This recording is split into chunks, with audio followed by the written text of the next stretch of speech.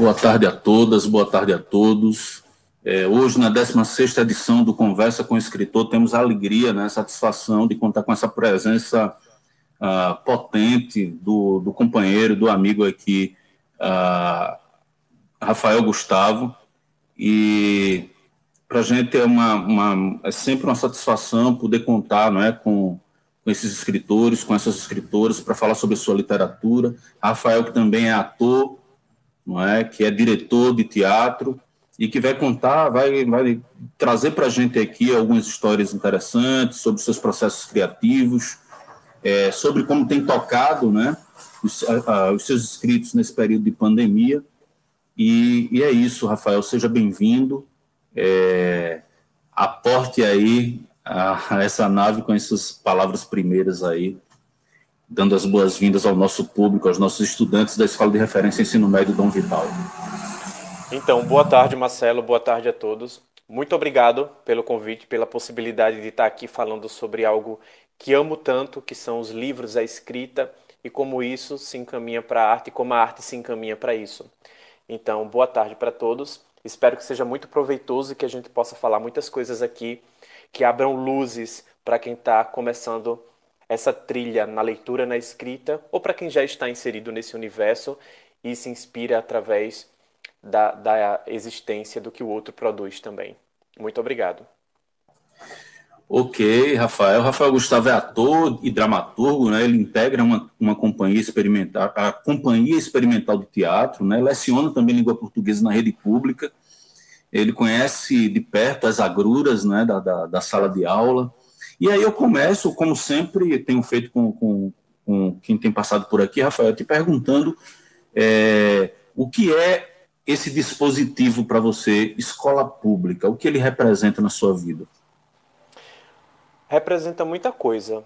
Hoje representa a possibilidade do que é acessível, já que nós estamos trilhando um momento aí muito tecnológico, muito científico, nos aplicativos, na própria tecnologia, como eu já falei, e as escolas públicas hoje estão abraçando esses processos, muito mais agora na pandemia, porque abriu aí como sendo a nossa forma de chegar ao nosso aluno, seja pelos aplicativos de nomes diversos, enfim.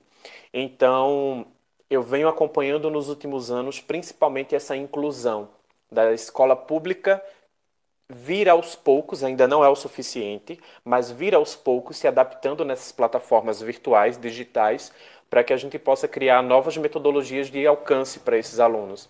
Esse mundo lá fora muito mais conectado com a escola. Então, isso para mim vem me dando um saborzinho muito mais gostoso de trabalhar na escola pública, de trabalhar no Estado a partir disso. O Rafael Gustavo é da minha cidade, né? Ele nasceu em Recife, mas é um vitoriense. Isso, segundo E, dia de vida. pois é, e nos orgulha demais. Eu acho sempre bacana estabelecer, né, esse ping-pong com nomes, vamos dizer assim, mais consolidados da literatura. A gente teve a oportunidade de receber aqui, né, esses nomes mais consolidados, mas é importante demais que a gente tenha esse espaço, né, porque para os jovens, né, para os novatos, vamos dizer assim, que estão chegando, e Rafael representa com muito vigor isso, né, e representa também uma inspiração para esses meninos, essas meninas que desejam aí se meter, né, nesse universo da literatura, nesse universo tão rico, tão interessante.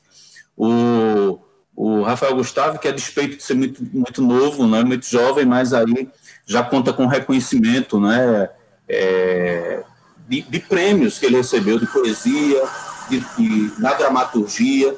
E aí eu queria que ele contasse rapidamente um pouco sobre isso, para a gente falar um pouco também, Rafael, sobre a leitura. Como é que a leitura te arrebatou? Como é que começou? Como é que você começou a ler? Como foi essa aproximação? Uhum. É muito bom falar sobre isso porque é o que eu venho trazendo nos temas dos meus trabalhos acadêmicos e levando para a sala de aula também. Essa perspectiva de como a leitura começa, já que eu observo muito quanto a gente aprende na escola muitas vezes a leitura pela obrigação principalmente quando está no processo de letramento do fundamental, ou você aprende a ler, ou você faz a lição, que é o chamado dar a lição da leitura, ou você não passa para a série seguinte. Isso da primeira série, da segunda série, da terceira série. E eu fiz parte dessa geração em que nós só avançávamos de série se fizéssemos a leitura da lição, se soubéssemos fazer essa leitura. Mas era uma leitura vazia, uma leitura que não era carregada de interpretação. Não só por causa da série que não correspondia a interpretar o que se estava lendo, mas de não ter essa criação, essa confabulação de enxergar o que está além das palavras, da mensagem do que aquilo traz para você. E aí eu passei toda a minha infância e adolescência me considerando um bom aluno, gostando de estudar, mas sem esse encontro íntimo com a leitura, sem entender que por trás daquelas palavras tinha um universo muito mais amplo do que o seu sentido literal. E foi na adolescência, acredito que os 13 para 14 anos, que uma tia minha, sobre o budismo, eu queria ler sobre várias religiões, e a minha tia tinha esse aporte do espiritismo, por ela ser kardecista, e ela me deu Violetas na Janela, que é um clássico da literatura espírita, e disse, comece por aqui. Depois que eu terminei a leitura, que nós conversamos, ela disse, agora eu quero apresentar para você romance policial. Não sei se você tem idade suficiente, mas eu quero que você se encante como eu estou encantada pela Agatha Christie. E aí ela trouxe uma coleção e disse, eu só vou emprestar um. Se você gostar, a gente continua. Isso ela tinha cerca de uns 30, 40 livros da Agatha Christie, de diferentes temas, diferentes títulos. E aí eu li um, e fui para o 15, e fui para o 20, e passei para o 25, e quando eu vi, eu estava fascinado por aquele universo do romance policial da Agatha Christie, que me levou para a literatura brasileira, e aí quando eu ia para a escola era muito mais fácil tentar entender o que estava por trás daquelas escritas tão cruas, que muitas vezes ou era, a forma que a gente aprendia na escola, a literatura. E aí veio Jorge Amado, e aí vieram outros autores brasileiros que foi um mergulho. Então, eu não tive essa leitura inicial pelo encantamento. O encantamento veio já um pouco, vou considerar tardio, porque 14 anos, 13, 14 anos, né, é o que a gente tenta muitas vezes fazer hoje com o nosso aluno de ensino médio. Se você não aprendeu até hoje a sentir a fascinação, o prazer pela leitura, então vamos ver como é que nós começamos a partir de agora. Eu descobri isso a partir da dramaturgia, como motivar esses alunos. Mas há muitas outras ferramentas que cada professor vai encontrar na sua vivência, mas a minha foi essa, a partir dos romances, da literatura espírita, depois inglesa e depois brasileira. E aí, pronto, foi só mais leitura. Então, Rafael, porque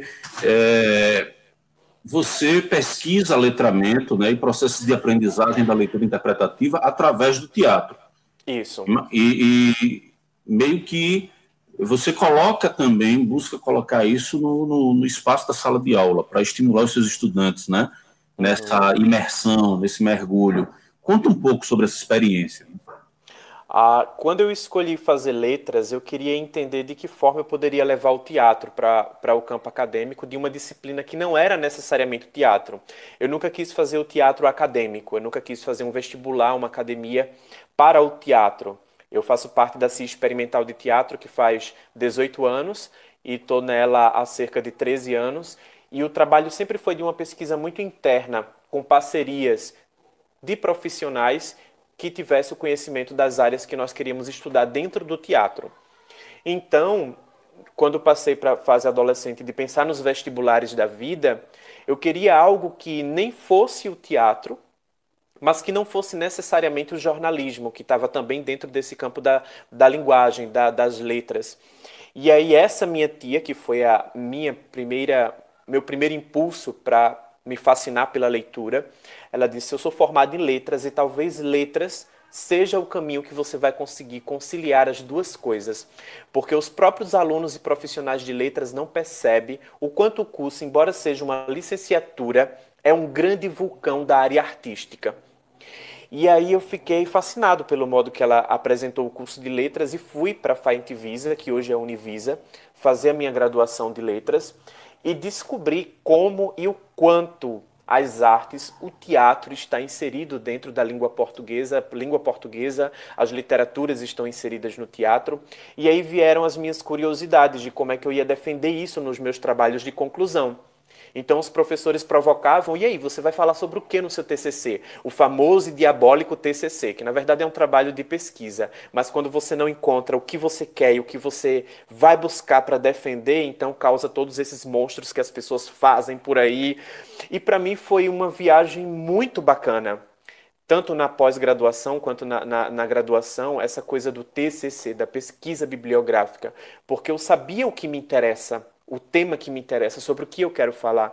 E eu fui buscar dentro disso, dessa pesquisa, como é que pode acontecer esse letramento, essa leitura, mas não a leitura vazia, a leitura interpretativa a partir do teatro.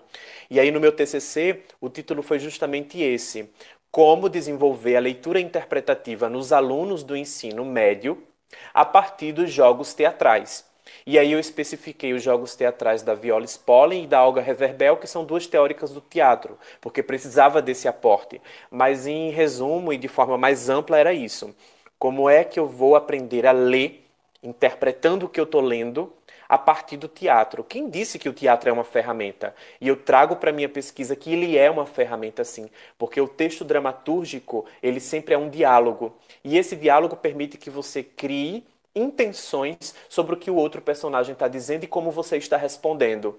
E aí isso foi muito mais para pós. Na graduação, no TCC, eu defendi essa, desses jogos teatrais, que não são necessariamente a leitura interpretativa. E aí pronto, vieram outras e outras coisas a partir disso. Então, Rafael, Gustavo, a gente sabe que a escrita acadêmica ela tem uma outra dinâmica, ela tem uma outra pegada, né? Tem uma outra, digamos, liturgia. Uhum. Eu queria que você falasse um pouco sobre a sua escrita, né? Literária. Como é que funcionava, como é que funcionou logo nos primórdios, vamos dizer assim? Nos primórdios, Nos primórdios eu era um pré-adolescente escrevendo cartinhas de frustrações amorosas. Eu precisava colocar no papel os sentimentos incompreendidos de um rapaz de 12, 13, 14 anos que já se apaixonava.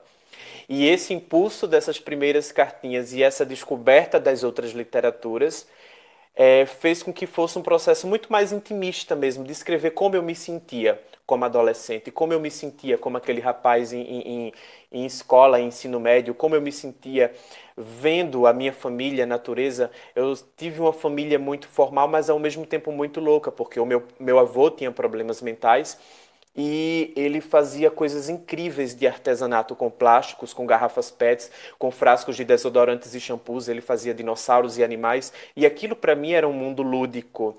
E ele falava com o invisível. Ele conversava com o invisível. Aquilo também me estimulava a criar essa conversa com o invisível. E a minha tia que me apresentou a leitura, que também trouxe uma série de referências das religiosidades, a minha outra avó que morava por trás do Sambódromo no Rio de Janeiro. Então, por muitas férias, eu via as escolas de samba se preparando, ensaiando, confeccionando, costurando, colando, bordando, a comunidade inteira de quem gosta e quem não se gosta se juntando para poder defender o seu bairro, que dá o nome a uma escola de samba. Então, toda essa parte fantasiosa, lúdica, familiar, a simplicidade de ter visto a minha família sair de um local para o outro, porque fazia parte da geração, os meus avós e bisavós, de pessoas que moravam na zona rural e que passavam necessidades, que passava fome, que passava sede, que passava... E eu ainda acompanhei na minha infância o processo do fogão de lenha, do lampião de gás para iluminar, das redes para dormirmos quando passávamos fins de semana. Então, toda essa junção de coisas, de observação, talvez isso. Antes do ser escritor, antes do ser ator, eu sempre fui alguém muito observador. Eu sempre estive na cadeira da observação de tudo que está acontecendo ao meu redor e eu queria entender de que forma eu poderia materializar aquilo. E a escrita foi uma dessas formas.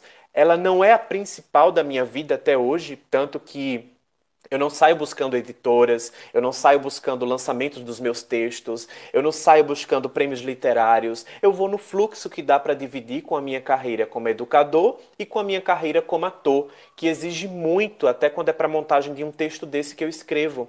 Então, esse tempo que eu gastaria fazendo isso, eu estou lá me dedicando a laboratórios, exercícios, preparações de ator, para poder transformar esse texto em um espetáculo. Mas essas referências culturais, essas referências de infância e adolescência foram de onde vieram os meus primeiros escritos.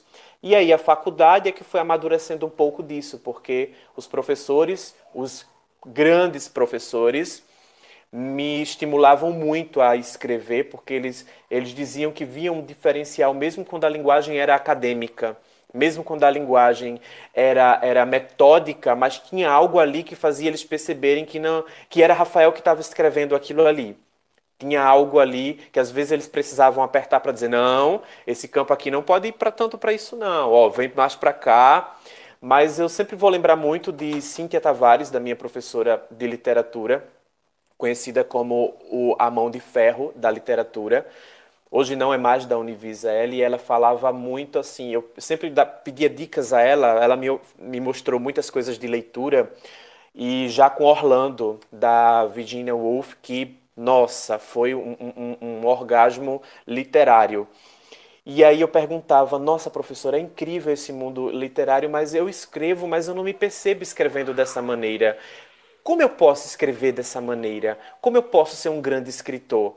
Como é que eu posso fazer da minha escrita algo grande? A ela, eu sempre vou lembrar, e eu digo isso em todas as entrevistas dela me dizendo, quer saber o que faz um grande escritor? Escrever sobre aquilo que ele domina, escrever sobre aquilo que ele conhece. Mesmo que seja no campo da ficção, dentro de um planeta completamente diferente, onde ele está escrevendo personagens completamente diferentes que nem existem ao redor dele, mas tem algo ali que ele domina, nem que seja o sentimento que está na obra. Se a geografia não é a que ele domina, se os personagens não são em personalidade o que ele domina, mas os sentimentos é algo que você domina, é algo que você viveu, vivenciou de alguma forma. E eu levei isso. Aí foi quando veio o primeiro prêmio literário, porque depois dessa nossa conversa, abri um edital de um prêmio chamado Marcos Acioli da Poesia. E aí eu disse, tá bem, professora. Eu vou colocar então, eu vou pegar o que eu escrevo e vou tentar condensar nessas ideias do que é que eu domino e do que é que eu observo. E aí a minha fascinação por pássaros fez com que eu escrevesse Havia um Pássaro. E aí eu fiz essa poesia e mandei para um edital. Ela era uma das pessoas da comissão julgadora. E eu não falei para ela que eu ia fazer inscrição de alguma obra minha. Mas eu disse que estava escrevendo algo. E aí quando saiu esse primeiro prêmio, aí eu, nossa, foi um reconhecimento para dizer assim, é isso, continua escrevendo. Vai, coloca mais desse teu mundo que tu conhece para as palavras, traz mais desses sentimentos e dessas coisas que tu gosta de ver, observar, ou que tu observou durante essa tua vida de 25, agora é 31, mas na época de 25, 24 anos, e eu, tá bem, então vamos lá, vamos ver no que é que dá. E aí pronto, até hoje tô aí escrevendo. Duas coisas muito bacanas que você deixou aí nas entrelinhas da tua fala, né, é a gratidão, né? Então, assim, essa tua fala, esse teu reconhecimento à professora Cíntia Tavares, muito bacana isso. Mas aí você falou de algo que me despertou também a curiosidade, que é a questão da identidade, né? A identidade da tua escrita. E alguém olhar e dizer, opa, quem fez isso aqui tem digamos aqui, um traço, né? Tem um DNA. Uhum. Né? Pode explorar um pouco mais sobre isso? Como é que os nossos estudantes também eles podem se reconhecer nesse labor e buscar uma escrita em que tenha esse traço, né? Essa identificação, essa... No meu caso é literalmente por causa do teatro, é por causa da arte. Faz média de 8 anos que na minha companhia de teatro eu já via o meu diretor escrevendo, César Leão, escrevendo alguns textos e me influenciando a escrever também. Em paralelo, tudo isso estava acontecendo na universidade. E aí o teatro, o mundo das artes, faz com que você olhe os símbolos de outra forma. Faz com que você veja o místico, o religioso, o espiritualista, o regional de uma outra forma. Nós trabalhamos com símbolos na arte. Esses símbolos querem dizer muitas coisas. E quando a gente começa a entender esse universo da simbologia, então as cores querem dizer outra coisa. A gente no teatro está estudando moda, a gente está estudando psicologia, a gente no teatro está estudando culinária, a gente está estudando arquitetura por causa dos desenhos cenográficos, da nossa cenografia, a gente está estudando a parte artesã da mecânica, de como as coisas podem se movimentar, como é que podemos montar e desmontar, iluminação, ângulo, fotografia. Então, isso é o que me faz ser ainda, e talvez para sempre, até essa vida pelo menos, ator. De eu não me bastar, eu, Rafael, apenas, não me basto, não me acho suficiente, e eu preciso de outras pessoas sendo vividas a partir de mim. E aí, quando isso vai para a literatura, esses símbolos se materializam nas palavras. Então, os títulos dos meus textos dizem muito sobre isso. Então, ver tudo isso que eu já narrei, tudo isso que eu já contei, e entender de que maneira poética a metáfora, a palavra é a metáfora. Esses símbolos, quando entram para o campo da metáfora, na arte, você como um fazedor, um fazedor, eu vou chamar de fazedor, tenho liberdade para criar e colocar qualquer palavra. Você como um fazedor de arte, é muito diferente. Então, talvez seja isso que os professores viam no texto, como eu pegava as palavras, como eu escrevia sobre os símbolos, como eu entendia as metáforas para transformar em poesias. Então, os nossos alunos também podem e devem abrir esses olhares. Só que é uma pena que a arte ainda seja algo coadjuvante. E enquanto ela for algo coadjuvante no ensino e na escola, enquanto arte significar comemorar datas comemorativas do calendário brasileiro, enquanto arte significar pintar desenhos no Fundamental 1 e 2, enquanto arte significar fazer artesanato com papel crepom e com revistas e pilotos, nós não sairemos desse campo em que os nossos alunos não têm uma mente criativa capaz de transcender esses símbolos. E consegue, a gente consegue. 1, 2, 3, 4, 5, 10 alunos estão lá com esse germe, eu vou chamar de germe no sangue, no cérebro, que consegue ter esse olhar sobre as coisas. Mas esse olhar, ele não é só talento, ele também é construído. E para ele ser construído, a arte no currículo da educação deve ser vista de outra forma. E aí vem os meus projetos acadêmicos para poder mostrar que o teatro é uma disciplina. Ele não é algo extracurricular necessário, mas extracurricular. Não, ele é uma disciplina. E ele não é uma disciplina para os nossos alunos estarem em cima do palco, sendo atores, para fazer novelas, filmes ou peças de teatro. Não é nada disso. O teatro ele não é para a formação de atores apenas. O teatro é para esse desenvolvimento, para esse despertar emocional e cognitivo e poético, que muitas vezes os nossos alunos não têm e não é desenvolvido por causa dessa coisa metódica de que as matérias essenciais ainda estão nas exatas, que hoje em dia nem tem muito isso, de exatas e humanas. Está tudo misturado. Mas ainda assim há uma insistência sobre isso. Mas não tem como você colocar um aluno para fazer um Enem, um vestibular, com textos literários, querendo que ele faça uma interpretação metafórica e poética daquele texto que está ali, mesmo dentro de um romance, muitas vezes tem, e na maioria das vezes tem poeticidade, e como ele vai enxergar aquilo? Ele não tem experiência de vida emocional para entender, e a técnica da sala de aula em 50 minutos ou 100 não é o suficiente para ele entender o processo emotivo daquele autor para aquela palavra. Então a arte é necessária para isso. Por isso que eu defendo o teatro como essa disciplina. Por isso que eu defendo que os nossos alunos tenham acesso ao material artístico. E acho que esse é o momento maior para isso, pelo menos o tecnológico. As séries estão aí para isso, os filmes estão aí para isso, os livros estão aí para isso, para que eles tenham de alguma forma contato com essa arte. Mas nós não temos uma quantidade ainda de professores preparados para isso. Porque esses professores foram formados dessa forma crua também, em que a arte ou é uma mecânica material de apresentar algo feito, um cartaz, uma caixinha decorada, um desenho pintado, uma reprodução de Romero Brito bizarra, ou ele criar um texto simples, mas sem ter tido pelo menos uma base do. Ah, escreva. Eu sempre digo isso para os alunos: escrevam. Escrevam o que vocês sentem, escrevam o que vocês veem, escrevam.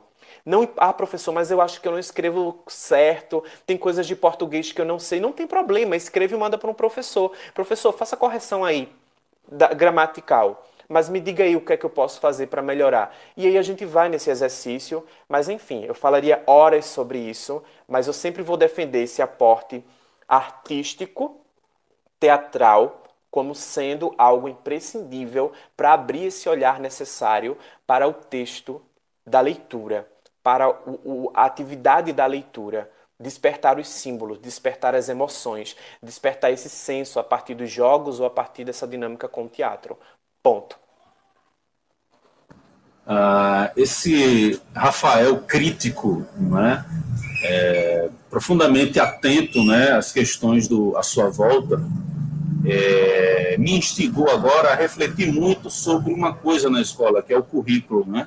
E aí você falou que, via de regra, a arte tem servido como algo acessório, não é? E eu vejo também que muitas vezes quem pega a disciplina de artes, muitas vezes não é nem aquela pessoa que teve uma formação, é mais uma disciplina, um parâmetro curricular que é dado como um complemento de carga horária. Meus Né? amigos queridos que vão assistir essa entrevista, que prometeram não estar aqui agora, mas depois vão assistir, meus amigos queridos são professores de arte para poder completar suas cargas horárias. E é muito delicado falar sobre isso, mas eles sabem o quanto é complicado e o quanto muitas vezes eles me acessam para saber como eles podem melhorar isso e o que é que eles podem fazer sobre isso. E outras vezes não. Cara, fica quieto, eu vou colocar para fazer o resumo desse texto, eu vou pedir esse cartaz e tá tudo certo. Não te mete aqui porque é isso. Então, é delicado, é um campo delicado, mas muito necessário de provocar, muito necessário de falar sobre, porque estamos aí para isso, para mudança. A língua está viva, a literatura está viva, nós estamos vivos e viver significa estar em constante processo de transformação. Nada está intacto, nem os professores que estão completando cargas horárias. Obrigado de nada. Seguramente. Veja, a gente tem uma etapa dessa conversa que fala um pouco sobre os teus processos criativos, o teu fazer, né, da tua escrita. E eu quero soltar aqui para que você esmiúce um pouco mais como é que se dá o trabalho sobre o texto, né? Como é que você constrói esse texto. Então tem uma vinhetazinha aqui que eu vou rodar e você, em seguida, você fala um pouco, 5 minutinhos aí, 3 minutinhos, em que você possa falar um pouco como é que se dão esses processos. Ok.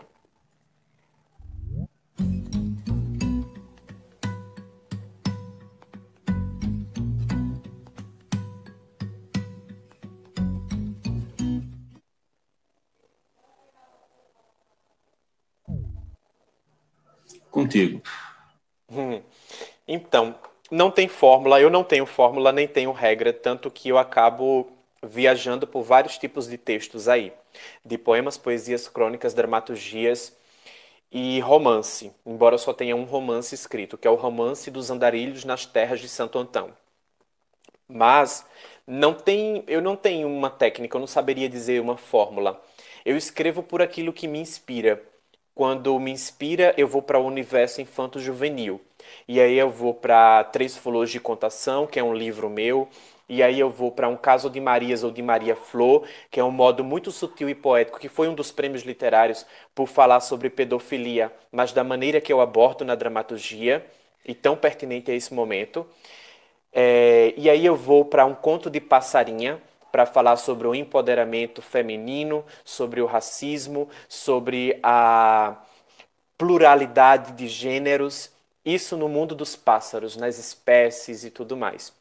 Então, eu escrevo por aquilo que me inspira. Ao mesmo tempo, eu vou para a parte adulta, e aí eu faço gaioleiro também com esse aporte do universo dos pássaros, mas falando de processos de doença mental, de uso desenfreado de remédios para a mente, para dormir, e aí eu vou para outros universos um pouco tanto mais sexuais, dessa visão mais minuciosa e delicada de como a gente evita e tem medo das palavras, ou por serem palavrões, ou por serem palavras mais sexuais mesmo, dadas a atos ou coisas íntimas.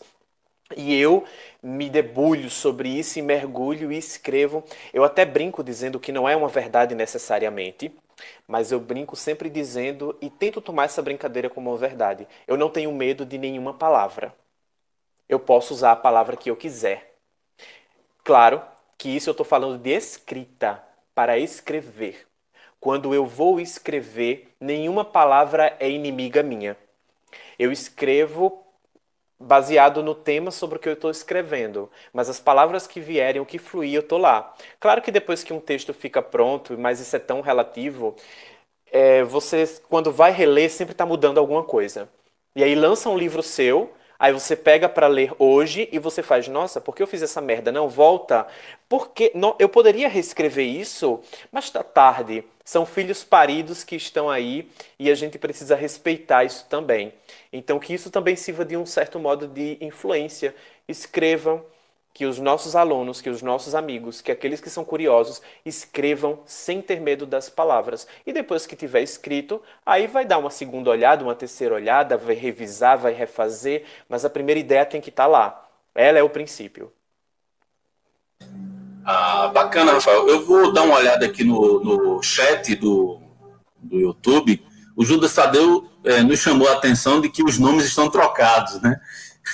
Eu coloquei o papel de parede aqui, né, que tem uma fotografia do Rafael. Eu sempre faço uma espécie de homenagem, né? Personalizo o ambiente aqui da sala. E aí houve uma inversão na entrada aqui, aí por isso que eu fiquei. Mas aqui não tem problema, porque aí no caso, para a gente ajeitar aqui, ele teria que sair, ou eu teria que sair. Então a gente vai tocando o barco assim mesmo, depois a gente faz uma linha ligando o nome e a pessoa. Cria algo. É Marcelo que está me perguntando, e aí eu estou na janela com o nome Marcelo, porque ele é o meu entrevistador, e Marcelo está perguntando a Rafael. Né? Pois é. Eu quero registrar aqui, não é, as presenças sempre honrosas, né, da Isabel Amaral, coordenadora de biblioteca, a Regiane Pascoal, não é? Boa tarde. Né? Temos o Maurício Alcântara também, a Eise Macena, a Lenice Lima, o Max, a Ana Percy, a Socorro Vieira, professora, né? A Ana Albuquerque, colega professora, a Graziela Souza, o Gerson de Andrade, acho que Gerson é o de Bezerros, né? Foto tá bem pequenininha aqui, mas é um colega, amigo, e agora é professor, e agora escreve, muito bacana. Então, parabéns também, ele manda os parabéns para o Rafael. O Judas Tadeu, né, que eu já falei aqui, que é educador de apoio da Eren Silvio Rabelo, saindo de uma reunião, mas não perdendo a conversa com o escritor. Que coisa boa, Judas. Temos a Maria Auxiliadora, sempre aqui presente, o Darlindo Ferreira, que muito nos honra também, gratidão, Darlindo. A Maria Auxiliadora, que é da Biblioteca Cônego Rochael de Medeiros, ela é da biblioteca dessa escola. O professor Mavilson, aqui presente também, coordenador da biblioteca da escola Monsenhor Manuel Marques. A Gibi Cleide, que é coordenadora de biblioteca da Escola de Referência, poeta Manuel Bandeira. A amiga Ingrid Apuc, que é da cidade de Monteiros, na Paraíba. Gratidão, Ingrid. A Ana Percy, mais uma vez aqui, ela está dizendo muito necessária e importante essa live. Gratidão, Ana. A Nicole Kemely, né? Imagino que seja aluna aí do Rafael. E aí o Darlindo faz uma pergunta aqui que a gente...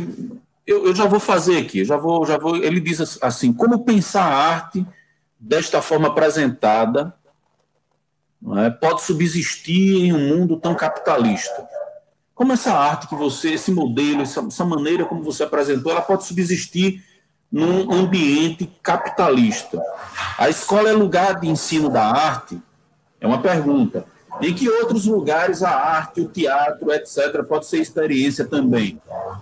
Eu, há pouco, estava pensando, conversando com a minha esposa sobre uma praça aqui na minha cidade, a Praça da Matriz, né, que é a praça mais conhecida, em que a periferia, e aí eu me lembrei logo da música As Caravanas, do Chico Buarque, em que a galera da periferia ocupa esses espaços, né? E a elite, ou a pseudo-elite, ela começa a questionar isso, começa a lucubrar, né, muitas vezes de maneira até preconceituosa, de maneira racista, né, sobre essas ocupações, mas, na verdade, os poderes constituídos, né, a administração pública, ela não cria meios, não possibilita que essas pessoas elas tenham esses espaços para aflorar, colocar em prática todo o seu vigor, todo o seu desejo, toda a sua vontade de produzir arte também, né?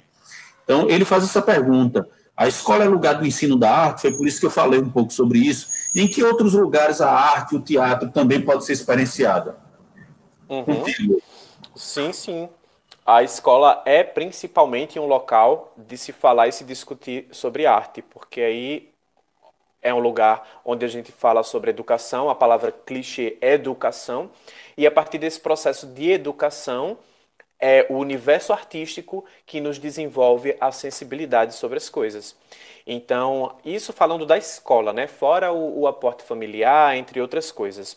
Então, é também inevitável, mas não vai ser o nosso foco, principalmente nessa época, de jeito algum, política.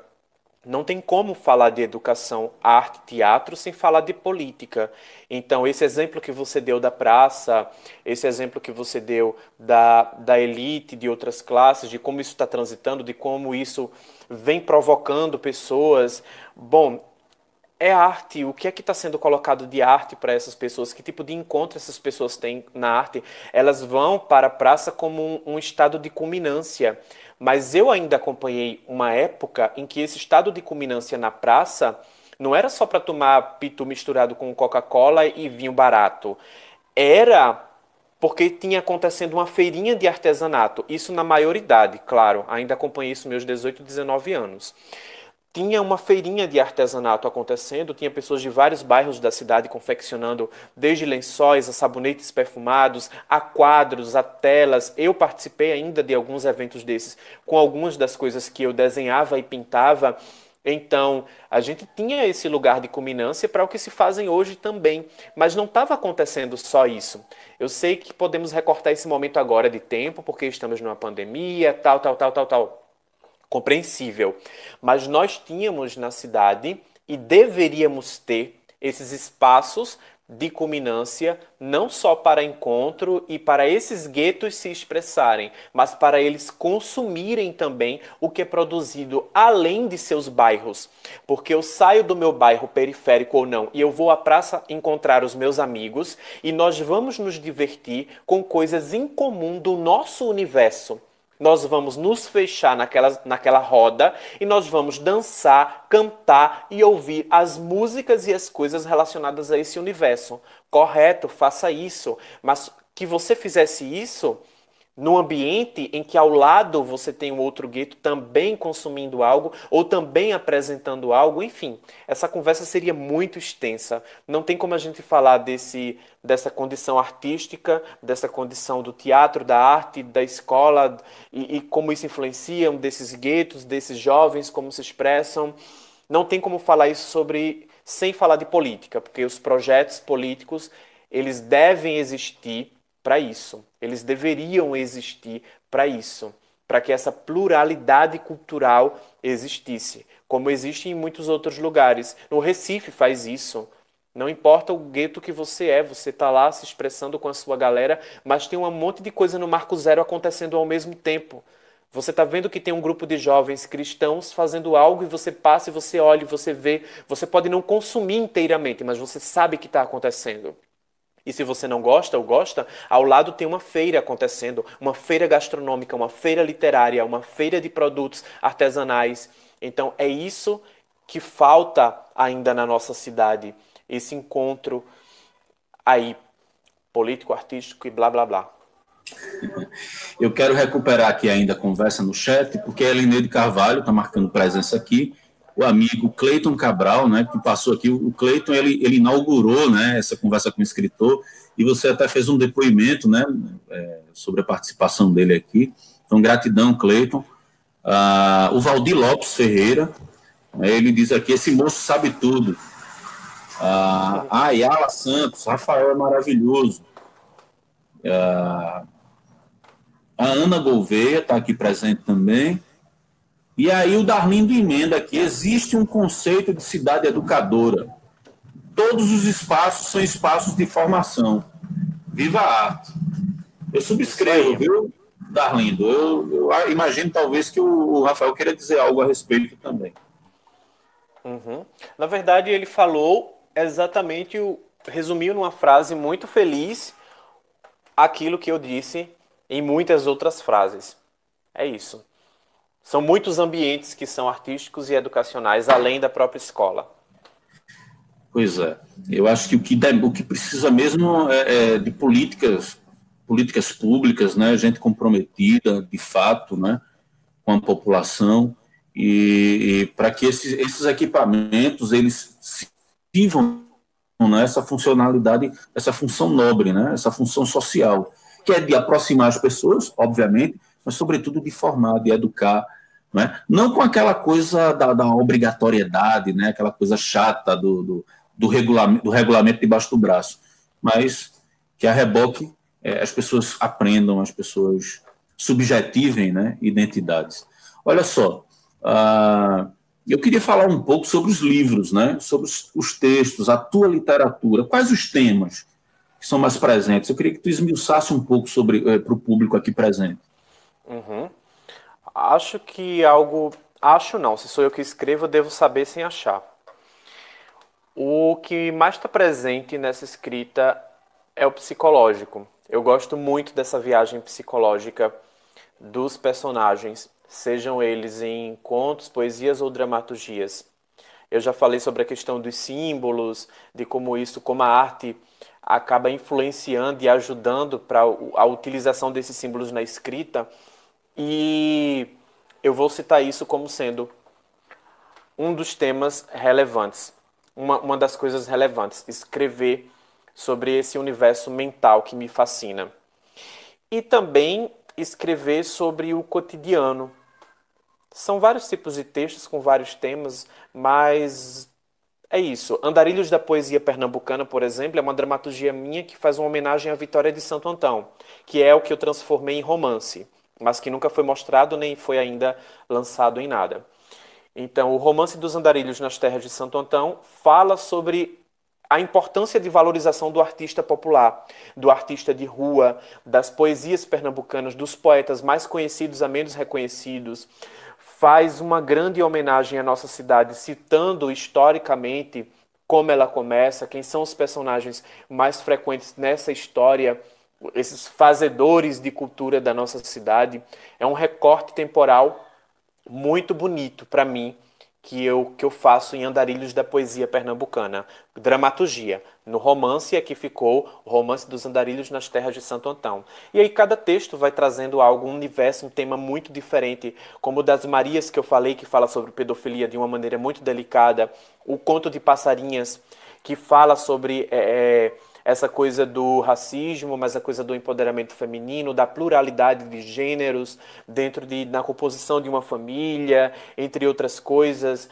E aí vem os textos adultos, dos mais pesados aos mais tranquilos, de uma comédia como Andarilhos ou ao Peso da Carne, falando sobre posse, de como nós lidamos com esse sentimento, com essa palavra de posse, sobre aquele com quem casamos, sobre aquele com quem são os nossos filhos, sobre o outro, como é que se estabelece esse sentimento de posse, e aí é colocado de uma forma muito cruel dentro de uma dramaturgia, dentro de uma família que come coração de boi, enfim, cada texto vai tendo um universo completamente diferente. E aí, nessa brincadeira, seguem aí várias e várias. Acho que eu tenho, em média, umas 20 e poucas dramaturgias do que já foi montada na minha companhia e do que está escrito para arquivos. Inclusive a Ana Pessi, que está aí, que é uma atriz incrível, que também daqui a pouco vai ter algo sobre ela. ela trouxe, ela está trazendo, ela fez um vídeo, além desse vídeo, a gente discutiu muito durante essa pandemia que dramaturgia poderia surgir a partir da minha escrita para ela ir para o palco. O outro colega, o Ramon, também da mesma cidade do Cabo, que ela faz parte, tem uma dramaturgia que apresentei no ano passado, que é Bicho Safado Separado, que fala sobre política, mas de uma maneira bem cruel. Então, cada texto vai tendo um universo completamente diferente. E assim a gente vai escrevendo e assim vai seguindo. Eu poderia falar sobre cada um deles, mas eu até brinco porque o último exercício que eu fiz com os meus alunos de teatro, eu dei para cada um uma dramaturgia minha e eles teriam que fazer uma live falando sobre essa leitura interpretativa do meu texto, dessa dramaturgia. E aí a gente brincou muito, que eles chegaram ao consenso de que existe um multiverso Rafael. Rafael criou um multiverso, que é um universo completamente louco, mas foi um louco carinhoso. Eles me deram esse adjetivo, mas de modo carinhoso. Nossa, professor, é um multiverso, literalmente. Cada texto é um universo, parece que tem algo acontecendo aqui paralelo ao que a gente está vivendo. E porque todos eles saem dessa observação humana, do comportamento humano, do que me provoca. A escrita adulta vem muito por isso, daquilo que me provoca, daquilo que o comportamento adulto, que não é nada adulto, é infantil, porque muitas vezes são crianças e adolescentes que não souberam amadurecer uma série de coisas. Todos nós somos esse processo. E aí me instiga, me provoca a ver coisas no comportamento adulto que não são nada adultos. E aí eu vou para essas dramaturgias no drama escrever sobre isso, sobre posse, sobre a doença mental, escrever sobre o último agora, depois do fim do mundo, vai ser o próximo espetáculo da minha companhia, que já estamos ensaiando, por sinal, com todos os protocolos, até porque é um solo, sou apenas eu no palco. E ele surgiu, essa dramaturgia, com esse processo da pandemia, com esse processo da quarentena, do isolamento, com essa possibilidade de muitos se revisitarem e de visitarem suas próprias famílias dentro da mesma casa com quem já conviviam.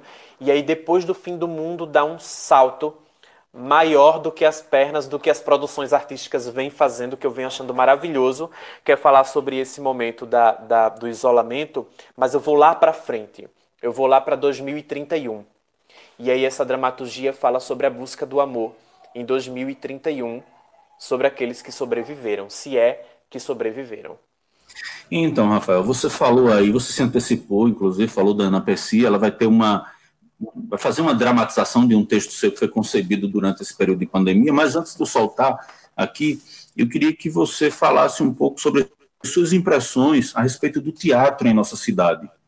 Né? Eu vou trazer para um plano mais local, né? Eu sei que a gente poderia discutir sobre o teatro no Brasil, né? Na escola pública, etc. Né? Você já falou alguma coisa aí. Mas na nossa cidade, como é fazer teatro em Vitória de Santo Antão? Né? Trazendo um pouco mais para essa província. Fazer teatro em qualquer lugar do mundo... É uma realidade de muitas cidades, né, do interior. Fazer teatro em qualquer lugar do mundo é um ato de resistência. Fazer teatro nos interiores é um ato de resistência dobrado, principalmente quando somos nós que somos responsáveis em bancar os nossos trabalhos, para depois, com as mostras e festivais, esperarmos o retorno que compensa essa dedicação e esse investimento. Então, aqui na cidade, nós temos um material humano riquíssimo. Nós temos vários grupos. O meu é um sobrevivente insistente e resistente, porque são 18 anos, então começamos bem antes de toda essa história, e das gerações que foram surgindo e dos grupos que existem, nós somos aquele de produção constante. Durante esses 18 anos nós estamos produzindo espetáculos todos os anos e participamos de mostras e festivais e de editais todos os anos, na chuva, no sol, com pandemia ou sem pandemia, porque a gente não parou de trabalhar na pandemia, a gente transformou nosso método de trabalho para escrita, para pesquisa. Então, eu e o César Leão, a gente fez muito isso tanto que surgiu esse texto depois do fim do mundo, a partir disso. E aí, acho muito louvável falar sobre esse trabalho insistente primeiro da minha companhia nesses 18 anos dessa cidade, independente dos reconhecimentos, e que nós temos um material humano muito bom. O que falta, mais uma vez, entra o tema da política, são espaços, o que falta é o reconhecimento para que esses grupos possam honestamente trabalhar nos espaços que são devidos. Nós temos um Teatro Iracema que serve apenas de museu para os morcegos. Nós temos uma estação ferroviária que já foi um espaço cultural na cidade e que hoje não é mais, é ocupada para outras coisas, que não para um espaço cultural. Então, falta um olhar mais especial sobre esse teatro, sobre esses artistas, que acabam fazendo o que a minha companhia faz. A gente praticamente não faz teatro para a cidade. A gente praticamente não faz teatro em Vitória. A gente produz, faz toda essa história, mas na hora de culminar esses trabalhos, nós vamos para os teatros do Recife, nós vamos para os Sescs, nós vamos para as mostras e festivais. E não falta público, falta esse suporte político para mostrar que temos um espaço para trabalho e para poder produzir os nossos trabalhos e mostrar para as pessoas os nossos trabalhos. Então, a gente acaba escolhendo 1 ou 2 datas ao ano para poder fazer aqui na cidade. A estreia desse, pelo menos, do Depois do Fim do Mundo, vai ser aqui na cidade. Mas o festival ainda está vendo de que maneira vai ser daqui para o final de novembro. Se vai ser só online, se vai ser disponibilizado alguma quantidade mínima de ingresso, se a gente pega aí uma segunda onda da epidemia ou não, se aos poucos vão abrindo tudo mesmo e segue a vida. Então a gente está pisando em ovos. Mas a palavra é resistência. Em resumo, a nossa cidade é uma cidade de resistência sobre o teatro, porque os grupos surgem e se desfazem muito rápido. Que é o teatro que vai trabalhar com os clássicos, com animações de festas, que vai trabalhar com recreação, o que vai trabalhar com a comédia mais rasgada. E a gente tem os grupos que chamo de experimentais, que são aqueles que vão montar trabalhos com processos com o ator. Aí vem os grupos experimentais, como eu chamo, que montam dramas, que montam comédias, indo para o drama, com tramas mais psicológicas, um teatro mais conceitual, que é o que a gente costuma falava, porque hoje é mais preconceituoso dizer que o experimental é conceitual e o comercial não é. Então eu sempre digo isso até nos meus cursos, e isso está sendo meio que uma aula também para os ouvintes, porque a gente fala, e ao teatro, gente, vão ao teatro. E realmente, a gente quer formar público, a gente diz, vão ao teatro. Não importa o espetáculo, não importa a peça, não importa a temática, vão ao teatro. Mas quando você degusta teatro uma vez ou outra e você não volta, ou você volta, independente, é preciso que você também entenda quais são os tipos de teatro. Porque de repente está acontecendo um espetáculo conceitual na sua cidade e você não sabe. Um drama psicológico que os atores passaram 8 meses fazendo laboratórios e processos físicos, vocais, e que você não sabe. Você pensa que é a mesma coisa do teatro do domingo à tarde, que está montando um clássico, reproduzindo um clássico da Disney, onde eles tiveram um processo muito mais rápido, tão digno quanto, mas com outra metodologia, do decorar o texto, do construir os figurinos, do fazer marcações, e o espetáculo está pronto. Então é bom entender também quais são os tipos de teatro, porque nem todos os teatros são o meu teatro. Essa frase é bem famosa porque ela está em placa em vários teatros do Brasil. Esqueci de quem é, e é um pecado para mim, mas diz assim, todos os teatros são o meu teatro. Aí eu, abusado, vou e digo, não, todos os teatros não são os meus teatros, mas eu consumo todos. Tanto que a minha base foi transitando nesses 2 tipos de teatro. Hoje é que eu me fixei no experimental, mas tudo que está no experimental veio como base desse teatro comercial, do animação de festas, dos clássicos, dos musicais, dessa reprodução. Então é isso. Tá vendo que quando é um tema que você tá dentro do universo, você vai falar até pá. Rafael, veja, na condição do professor de literatura, né, de lidar com jovens, com adolescentes, e eu sinto, e não sei, de repente é uma realidade exclusiva minha, não é? Imagino que não, mas que há uma afeição muito, muito retraída pela poesia, pela leitura da poesia, ou pelo texto teatral, pelo teatro. As pessoas leem muitos autos né? Conhece o Alto da Barca do Inferno, conhece o Alto da Compadecida, Uhum. aqui, alguns clássicos, e parece que fica por aí, porque as pessoas não foram estimuladas à leitura do texto de teatro, não foram estimuladas à leitura da poesia. Como é que você observa isso? E será que Aham. você também observa isso? Porque de repente Aham. só sou eu que observo. Sim, sim. E E se isso se confirma, o que fazer? se confirma. Isso se confirma porque as pessoas que estão trabalhando com o teatro, elas não conhecem o teatro.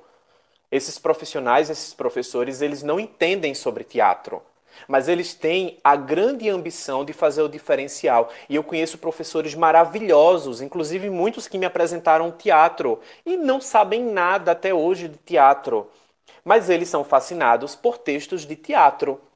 Eles levam o Alto da Barca do Inferno como o primeiro encontro literário com a dramaturgia para os seus alunos, com toda a boa vontade, muitos, nem todos, mas com toda a boa vontade daquilo ali sair uma culminância e de sair um trabalho. Façam um teatro. Sim, professor, mas você sabe o que é teatro? Como eu vou fazer um teatro? Como é que se faz um teatro? Não é assim, ó, você vai ler o texto, vai dividir os personagens, vocês vão ensaiar e vocês apresentam. Não.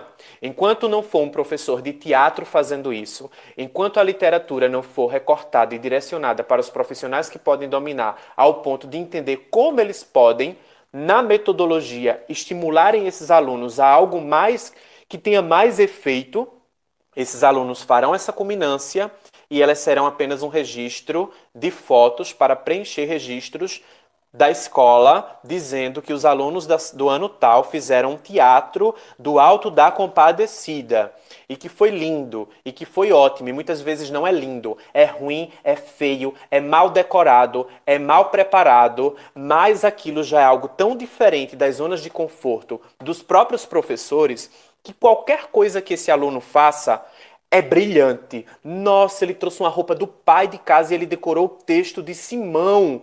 Nossa, que lindo. 10 para ele porque ele fez isso. E o aluno falando pessimamente, sem articulação, sem dicção, sem desenvoltura vocal. Aí vem o teatro como a disciplina, não para formar atores, mas para mostrar para esses alunos que essa timidez, a própria timidez da leitura, de trabalhar com a poesia, de que trabalhar com a dramaturgia é desenvolvida e estimulada pelo teatro, principalmente para saber como olha nos olhos de uma pessoa quando você está conversando com ela, para saber como você utiliza suas mãos quando você está se expressando com alguém, sendo entrevistado ou entrevistando, ou dando um discurso ou apresentando um seminário numa sala de aula. Os próprios professores não aprenderam isso na graduação. Isso era um outro projeto meu. O teatro que tem que estar em todos os lugares. Ele tem que estar no fundamental, ele tem que estar no fundamental 1 e 2, ele tem que estar no médio, tem que estar na graduação. Principalmente para quem vai trabalhar com licenciatura. Como é que esses professores vão estar preparados para dominarem salas com 30, 40 alunos, muitas vezes, em que os microfones pegam ou não pegam, em que essas salas têm ou não têm acústicas e que vão chegar com a garganta arrasada no final do dia, em que não vão ter suporte vocal para o segundo dia de aula, em que não vão saber muitas vezes falar com a desenvoltura vocal de projeção para aquela voz chegar no fundo da sala ou não. Fala mais alto, professora. Tô escutando não, professora. Aí a professora fica toda, ela pega aquela timidez infantil que ela tem da infância de não apresentar os projetos, de não apresentar seminário na escola e leva para sua vida adulta. Nossa, o aluno hoje mandou eu falar mais alto. Ou ela vai para casa pensando, tô arrasada, nossa, eu não acredito, por que ele mandou eu falar mais alto? Mas eu falo assim a minha vida inteira, ninguém nunca falou isso, por que esse aluno falou isso? Ou ela vai voltar para casa dizendo, eu falo do meu jeito, eu quero falar desse jeito, eu vou falar assim mesmo, mas a garganta detonada. Eu conheço colegas, eu tenho 2 colegas que precisaram ser afastadas por problemas vocais. Por causa de nódulos que foram desenvolvidos na garganta. Sabe, são tantas coisas que o teatro pode possibilitar como formação, como disciplina, não para ninguém ir para a rede de televisão, não para ninguém, pode até ir. Quantos alunos podem acabar indo? Não para fazer cinema, e podem até ir. Quantos podem fazer cinema? Ou para estar em palcos de teatro, mas não é isso. É o teatro como uma metodologia, é o teatro como uma disciplina. E aí, quando esses alunos são apresentados pela primeira vez, pela segunda ou terceira, ao mundo do teatro na escola, é apresentado por aqueles que não dominam. é apresentado por aqueles que são curiosos, mas curiosidade não te dá domínio. Curiosidade te dá o encontro com aquilo, mas não te dá domínio. Porque o teatro é uma ciência. E se tu não estudou essa ciência, como é que tu vai levá-la para o teu aluno? Então, a gente não vai ter essa formação agora. Essa formação não vai existir. Então, os professores vão fazer o quê, Rafael? Parar de falar de teatro? Parar de ensinar teatro, já que eles não têm essa formação? Não. Esses professores, já que são tão curiosos e de que isso está no currículo, eles vão procurar pessoas que são do teatro para conversar, para bater um papo. Não precisa esse profissional dar uma aula no seu lugar, mas fala com alguém de teatro, assiste um espetáculo, vai ao teatro, conversa, tenha um amigo ator, tenha um amigo ator. Todo mundo tem que ter um amigo ator ou atriz. Tenha um amigo ator e atriz na sua vida. Não para você fazer dele o seu poodle de preparação de aula, mas para você trocar ideias, para você entender de que modo você que vai levar aquele texto teatral para o seu aluno com um olhar diferenciado, porque tem alguém de teatro por trás daquilo. E eu tive a felicidade de conhecer muitos professores aqui em Vitória que fizeram isso. Que me procuraram, que procuraram minha amiga Tamires Mendes, que também é atriz, que procuraram outros e outros profissionais daqui da cidade. Cleiton Cordeiro, do Máquina Teatral, faz muito isso. Muitas outras pessoas daqui do teatro da cidade são amigas de professores que recorrem a eles por isso. Olha, eu tenho um texto de teatro e eu mandei meus alunos decorar, vestir uma roupa e fazer. Não, não é assim. Não, não é assim não? Não. Mas foi lindo, menina. Ela botou uma roupa estampada, ela foi uma menina, uma mulher. Não, não é isso. Não? Não. Mas o que eu posso fazer com isso, que eu sei com um pouco do que você sabe? Tenta fazer isso. Faz uma leitura...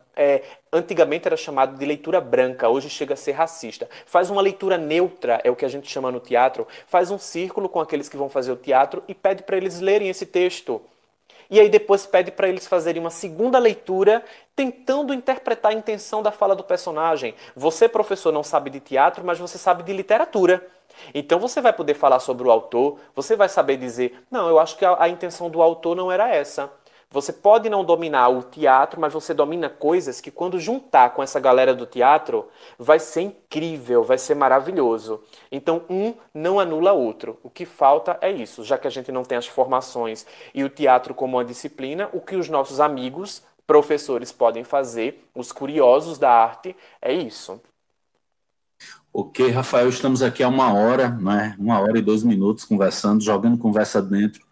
Muito bom te ouvir, muito bom, né, essa partilha. Antes eu vou trazer aqui o César Leão, que ele é o diretor da Companhia Experimental de Teatro aqui em Vitória de Santo Antão, e ele tem uma fala, né, sobre você, sobre o seu trabalho. Mas antes disso eu quero voltar lá ao chat, porque tem alguns registros aqui. O Judas Tadeu, ele diz o seguinte: eu sou do tempo do Ave Sangria, Cães Mortos e Aratanha Azul. Eita, saudade, Judas. Aí, deixa eu ver mais aqui. A Daniele Silva diz: que delícia essa maneira autêntica e livre do convidado lidar com as palavras. Que delícia de conversa. Muito prazer, Rafael. Já quero conhecer seus inscritos. Aí eu já emendo, né? Dizendo a ela, você escreve, você mantém um perfil no Instagram. Fala um pouquinho rapidamente sobre isso aí, sobre esse perfil, para as pessoas que desejarem, né, fazer essa visita. Certo. Tem o meu perfil pessoal que está privado, mas também tem alguns inscritos, que é o Rafael Gustavo _PH. E tem o... Não, Rafael _Gustavo PH. E tem o Rafael Gustavo, com PH, claro, no lugar do F, para que não apareça outro Rafael aí, você siga e diga, olha, eu estou seguindo você, não sou eu, tá? Então é Rafael, com PH, Gustavo, ponto, a palavra escritor em inglês, writer, W-R-I-T-E-R. Ainda vou pensar em trocar, tá? Mas é porque eu sou professor de inglês também, aí os alunos adoram, tipo, professor, fica chique, bota isso mesmo, writer. Mas eu não sou tão vira-lata, então eu gosto do escritor, ainda vou mudar isso. Mas é Rafael Gustavo, ponto, writer. Olha só, eu tenho mais algumas falas aqui. Eu queria dizer o seguinte, que eu estendi o prazo de inscrição de participação no sorteio do livro até às 18h30. Então, quem tiver interesse em participar do sorteio. Já coloquei o link aí no chat, tá? É só clicar aí e preencher, tá? Eu estou tentando simplificar esse formulário. Eu acho que na próxima edição a gente vai receber a escritora Esther Lio, né? E eu acho que vai ser bem mais simples esse formulário. Vai requerer menos informações, tá certo? O Darlindo Ferreira, ele continua aqui, ele faz a seguinte pergunta, Rafael. Você tem algo sobre a solidão? Tenho.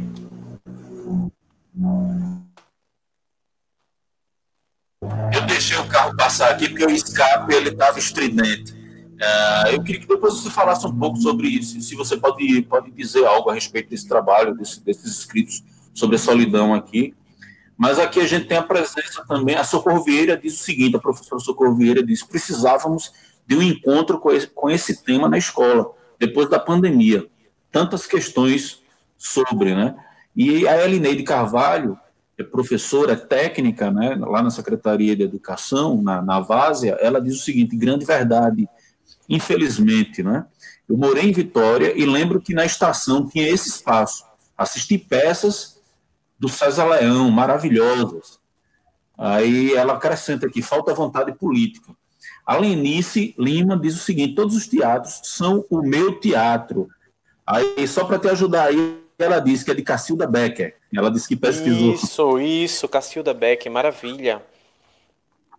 O Judas Tadeu diz, aprendi muito com essa conversa. Gratidão, Rafael. O Mavilson diz, Obrigado. havia no antigo Liceu de Artes e Ofícios, quando era aluno do Fundamental 2, uma disciplina chamada Expressão Corporal, destinada a trabalhar teatro, dança e música. Infelizmente, ela foi retirada, né? Nessas supressões, né? Nessas revisões, nessas reformas. A Socorro Vieira disse, já há algum projeto sobre colocar o teatro como disciplina? Não é? Veja, o teatro, ele foi, até determinado momento, fez parte, era um parâmetro, né? um componente curricular, na verdade. Eu me lembro que, por exemplo, naqueles módulos do Travessia, né? Em algumas escolas existe isso como constando no currículo de maneira acessória, mas não de forma, eu diria, obrigatória, né? Isso Ele entrou, a gente conseguiu aprovação um ano antes de Bolsonaro entrar, a gente conseguiu fazer com que ele entrasse dentro da questão curricular. Mas aí foi votado, foi aceito, as escolas tinham até 2 anos para poderem se adaptar a isso. E aí, não sabemos o que houve, mas depois das reformas que aconteceram aí, acabaram suprimindo e as escolas perderam essa obrigatoriedade de contratar professores de teatro e dança para essa grade curricular. Mas tinha esse projeto e ele chegou a ser aprovado e tudo. Tanto que a escola que eu trabalho estava se movimentando para isso. As escolas já preocupadas, pelo menos em 1 ano vamos conseguir esses profissionais.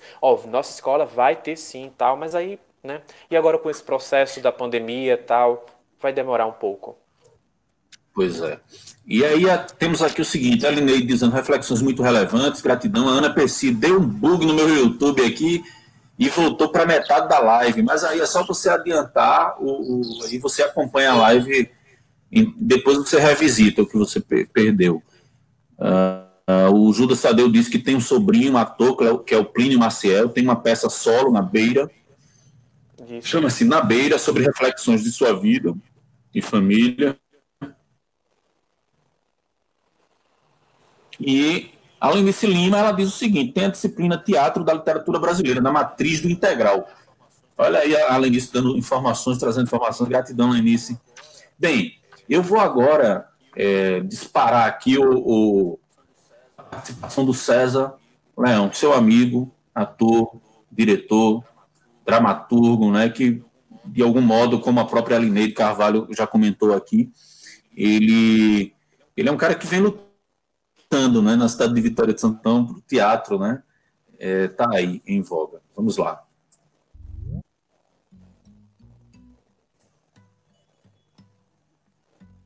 Falar de Rafael Gustavo e sua dramaturgia é sempre uma honra e é sempre muito gratificante.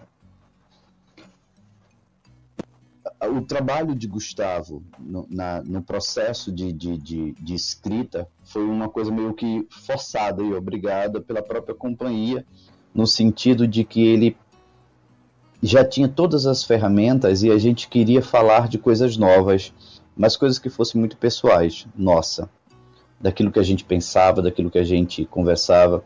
E aí Rafael começou a escrever a dramaturgia da companhia, consequentemente seus poemas, seus contos, e começou toda essa premiação a acontecer na vida dele, e foi muito louco, né? Porque a dramaturgia de Rafael, quando você lê, você fica meio que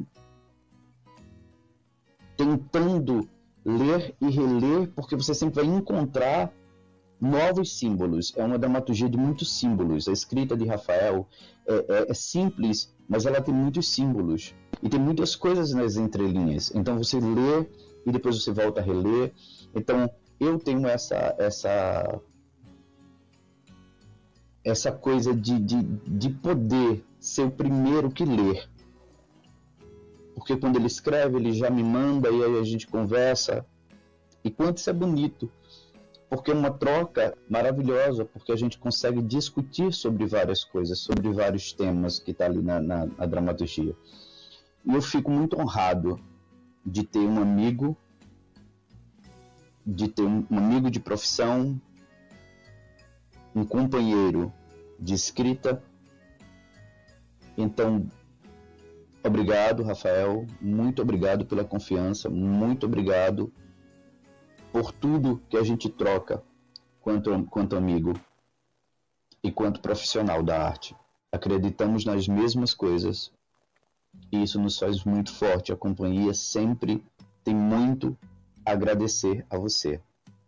O Rafael é muito diferente do Rafael da escrita, né? Quando você lê o texto de Rafael, você imagina uma pessoa, e quando você o conhece, você imagina outra, você vê outra. Então, obrigado. Está aqui o meu livro. Já tem um bom tempo, né, com sua dedicatória, com seu amor, seu respeito e seu carinho. Eu desejo a você luz, muita luz por onde você passar.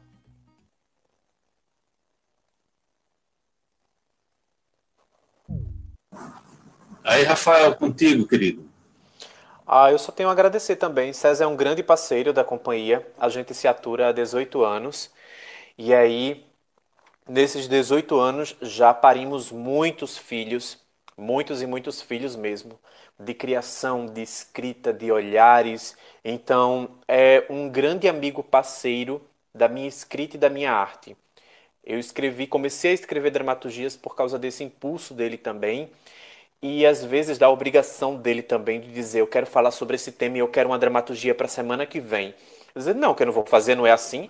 Eu não durmo e acordo com a ideia. Não, você vai fazer sim, porque a companhia precisa e você vai fazer. Não vou fazer, porque eu estou dizendo que eu não vou. Escritor não é máquina robótica. E na outra semana, César, tá aqui, olha. Terminei o texto. Tá pronto. Aí ela, muito bem. E aí foi assim com o peso da carne que a gente montou. E aí, muitos textos que eu faço, ele é o primeiro que tem o encontro da leitura, o primeiro encontro da leitura, porque a gente tem um olhar muito parecido sobre as coisas simples e simbólicas que nos rodeiam. Claro que com cada um com sua diferença de escrita. Eu acho que eu sou muito provocador, às vezes, não à toa os temas, os títulos de alguns textos que eu tenho. E que eu recitei até na escola, meu Deus. Tomei o gole d'água para entender o momento no show de talento dos professores. Foi eu lá recitar. Mas eu não sei qual é o limite das palavras aqui no vídeo que eu posso dizer ou não, mas eu não vou recitar, eu sei dizer o título do texto. Mas mesmo o título do texto já é algo assim, provocador. Ou talvez não, porque está na página lá do Rafael Gustavo Writer, escritor, e está de modo público e todo mundo leu e ainda recitei assim para os professores no show de talento e aí pronto. Bom, a gestora disse que o próximo show de talentos ela vai verificar primeiro as obras antes de serem apresentadas. Mas foi muito divertido. Então César é um grande amigo, parceiro, é uma vida longa, porque 14 anos de companhia, 13, 14 anos. É muita história, tanto que estamos escrevendo aí o próximo livro que faz uma narração sobre esses anos da companhia, sobre nossos métodos e metodologias para a formação dos atores que passaram por nós, pela companhia, na verdade, que passaram pela companhia, como são os nossos laboratórios, as nossas pesquisas. Então, eu só tenho a agradecer mesmo por essa parceria. E estamos juntos aí para depois do fim do mundo. Até depois do fim do mundo, nós estamos aí. E essa gratidão, né, eu estendo também por ele ter se disponibilizado para participar aqui com uma fala, né, carinhosa, com um depoimento. Então, gratidão, César. Valeu aí. Bem, você falou aí do censor, né? Essa figura do censor, que ela tá, digamos assim, no DNA da burocracia, né, da escola. E, obviamente, que essas pessoas, você falou da gestora, mas poderia ser uma coordenadora pedagógica, poderia ser até um próprio colega de profissão, pode ser até um estudante com uma formação um pouco mais conservadora. Isso é tão delicado. Esse censor ele está aí porque ele faz parte da sociedade, ele faz parte desse amálgama. E como lidar, né, com isso? Porque a arte, a literatura, o teatro, ele não se presta a essas prisões, né, a esses cárceres. Como é que você lida com isso? Mas, ao mesmo tempo, eu acho... A minha relação é saudável com o que eu posso e com o que eu não posso. Eu nunca Porque o teatro faz isso. O teatro, ele te coloca os limites, principalmente quando tu trabalhas com um diretor, que sempre está te dizendo, não, diminui, não, vai mais, corta aqui, você acha que é tudo aquilo que você quer expressar e a direção diz, não, estou falando de direção do diretor de espetáculo, de teatro. E a direção diz, não, corta, aumenta, volta, repete. E quando isso vai para a vida prática, sobre o que me provoca, sobre o que eu escrevo, como eu já disse, eu não tenho medo de nenhuma palavra. Então, o que vier na inspiração, eu estou colocando lá no papel, nos teclados, no Word ou no Instagram. Mas, quando eu sinto o que pode e o que não pode, é de acordo com esse respeito também das diferentes gerações dos alunos que eu tenho. Eu tenho um aluno desde os 10, 11 anos de idade, pré-adolescentes, nem ainda estão na fase de peito, pintos e pelos, e tenho os alunos de 13, 15, 18, 20 anos, às vezes pego uma turma de EJA para uma substituição, 20, 30, a minha aluna mais velha agora tem 70, acho que é 77, se eu não estiver enganado. Mas uma aluna de EJA que nós temos com essa idade. E assim, eu vou tentando entender. Quando vai para a rede social, não. Ela está pública, ela está acessível, então quem for curioso vai estar lá, né?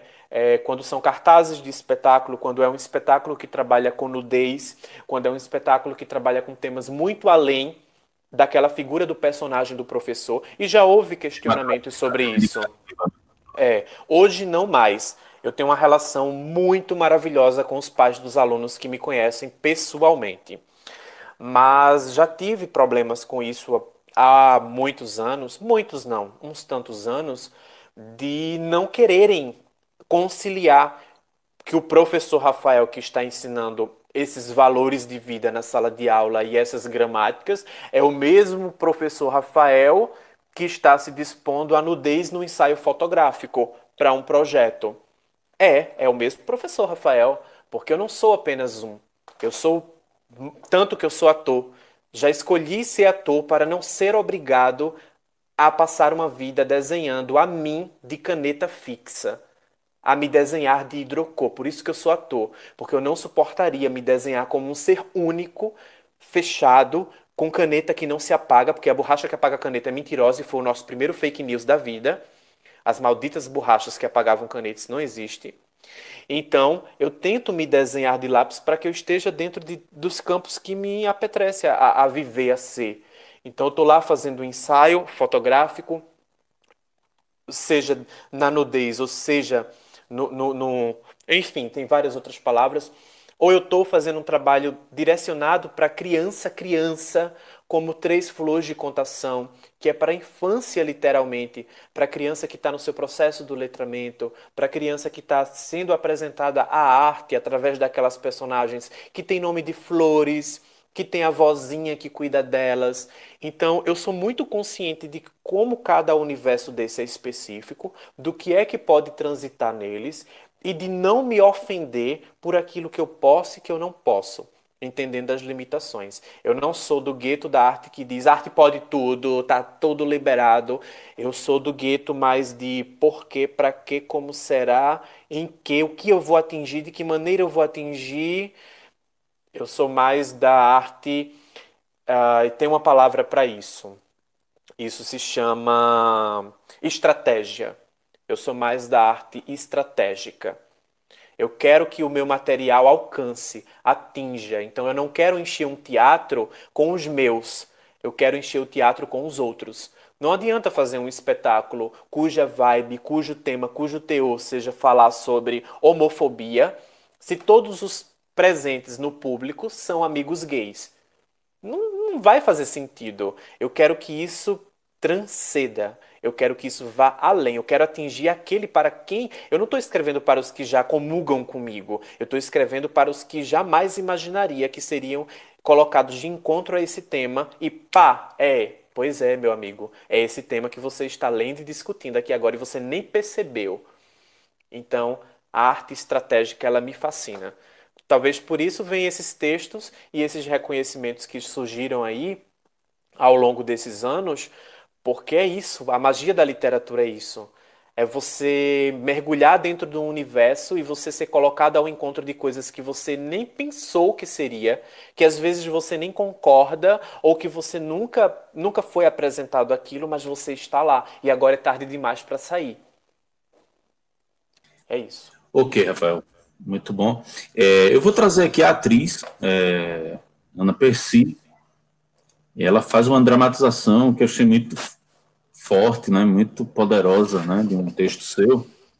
Vamos lá. Com vocês, senhoras e senhores, a Ana Percy. Muito bom, Ana Percy, gratidão.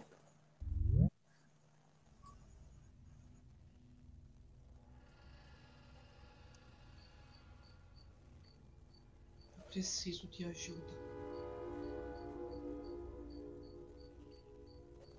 São tantas baladas acontecendo ao mesmo tempo na minha cabeça.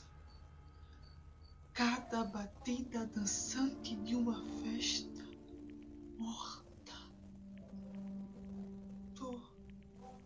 Tô sufocando nessa obrigação de ser meu espelho. Preciso que o outro diga quem eu sou, porque eu sozinha não sei. Tô amargurada até de ver o carro de lixo passar em minha porta e deixar cair a embalagem do absorvente que deixei propositalmente no nó frouxo que dei na bolsa. Só pra ser significante ao desconhecido que leva os restos do que não presta. Mas por que ele não leva os restos do que não presta em mim também? Por que eu não consigo colocar a mão por dentro do pulmão e arrancar as coisas que me estragam? Eu tô exausta. Eu entrego. Até os cactos estão morrendo aqui.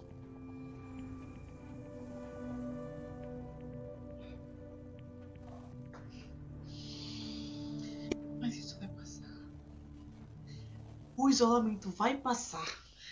E eu vou sair por aí com giz, riscando tudo que eu ver pela frente, dizendo que eu sobrevivi, que eu resisti. Meu corpo vai ser fogos de artifício do reinado da carne exposta. E eu vou sobreviver. E até o fim disso aqui eu preciso só respirar para não enlouquecer. Eu só preciso respirar.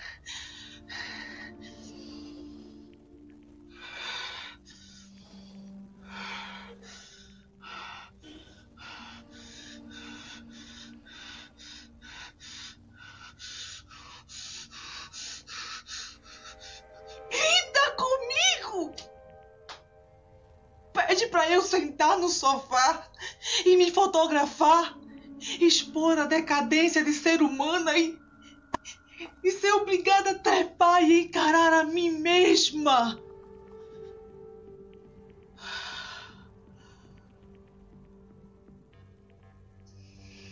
Vou me arrumar pra sair.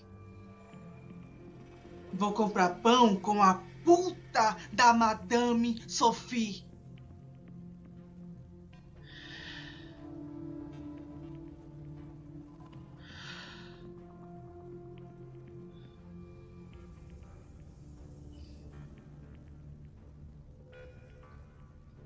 Já me sinto melhor. Obrigada por me ouvir. Por favor.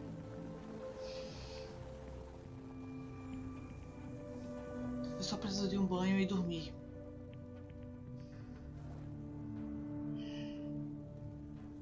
Já pode desligar a câmera.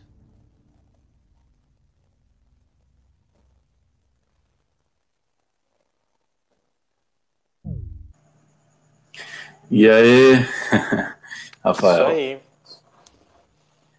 A Ana é uma Fala um atriz pouco sobre esse texto. maravilhosa.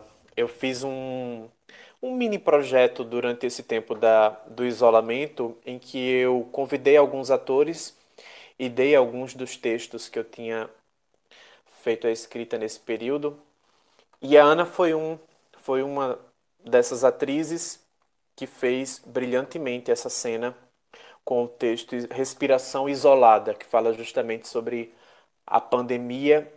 E essa cena é esse surto psicótico que muitos tiveram em ter que ficar isolados por tanto tempo, por muito tempo, e ela coloca para fora, essa personagem coloca para fora tudo isso nesse momento e termina e diz: pronto, era só isso.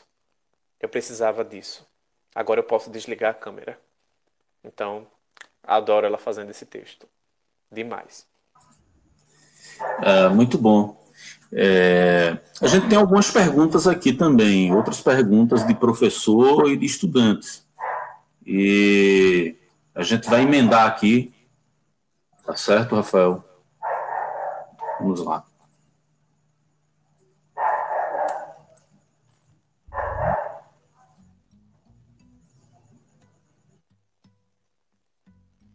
Oi, pessoal, tudo beleza com vocês? Aqui é o professor Márcio Costa, da EREM Dom Vital, EJATEC Noite. Rafael, eu queria que você explicasse o processo de criação e composição dos personagens e qual a inspiração sua principal para as suas obras.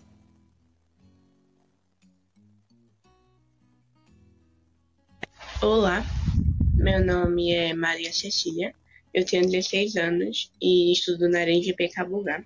E eu vou contar um pouquinho como foi a minha experiência de vida com a literatura.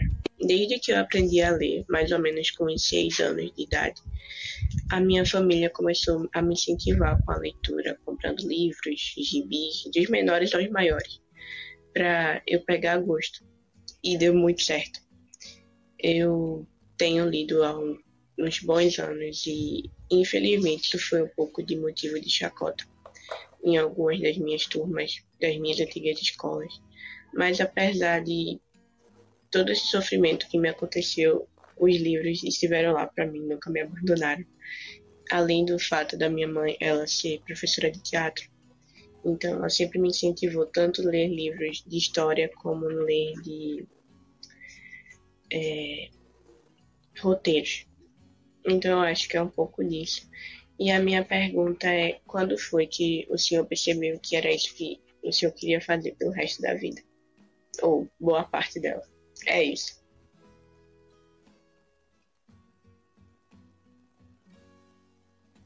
Oi, me chamo Maísa e estudo no Erenibo Fernandes.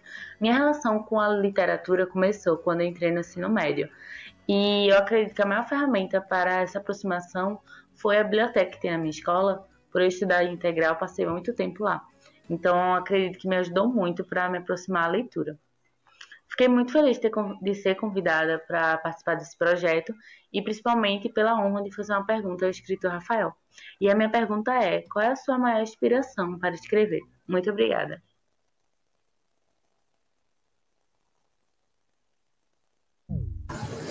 Contigo, Rafael. São 3 perguntas aí. Vamos lá. 3 perguntas que se misturam. Então, Pois pode, é, né? eu queria. E antes disso, eu queria até demarcar mais uma vez, né? Gratidão pela interpretação potente da Ana Percy, que deixou a gente meio aqui. Mas é isso, por favor. Então, sobre inspiração, eu acho que aos poucos, durante todo esse bate-papo, eu acabei conversando, acabei dizendo, respondendo essa pergunta. Essa inspiração vem da observação, de observar as coisas, de estar sentado nessa cadeira. Tinha até um texto meu que falava sobre isso. E acredito que era esse, em respiração isolada, mas eu cortei esse trecho. Porque conversando com César, ele disse, não, eu acho que esse texto está muito egoísta, esse trecho está muito egoísta. Você se colocou numa cadeira sentada acima do universo, observando o comportamento das pessoas durante a pandemia. Por que você está nessa cadeira superior? Aí tem razão. Então a gente comunga muito assim a nossa escrita e acabou saindo essa frase. Mas metaforicamente eu me coloco nessa cadeira da observação, de ver as pessoas, os seus comportamentos. E não é de ver apenas as pessoas do meu ciclo, mas de ver as pessoas que estão na rua, nas filas, nos bancos, nos supermercados, de como as pessoas organizam os itens de compras nos seus supermercados. Porque meu pai dizia, observe o quanto uma pessoa é limpa e organizada pela maneira que ela coloca os produtos no seu carrinho. Mas a minha avó dizia, vá rápido ao mercado, pegue o que precisa, jogue na cestinha e venha para casa. Então, todas essas observações das coisas que parecem comuns e incomuns, elas vão chegando e você vai colhendo essas coisas e quando você vê, o estado é esse. A inspiração, ela vem da observação. E todo mundo tem esse estado da observação.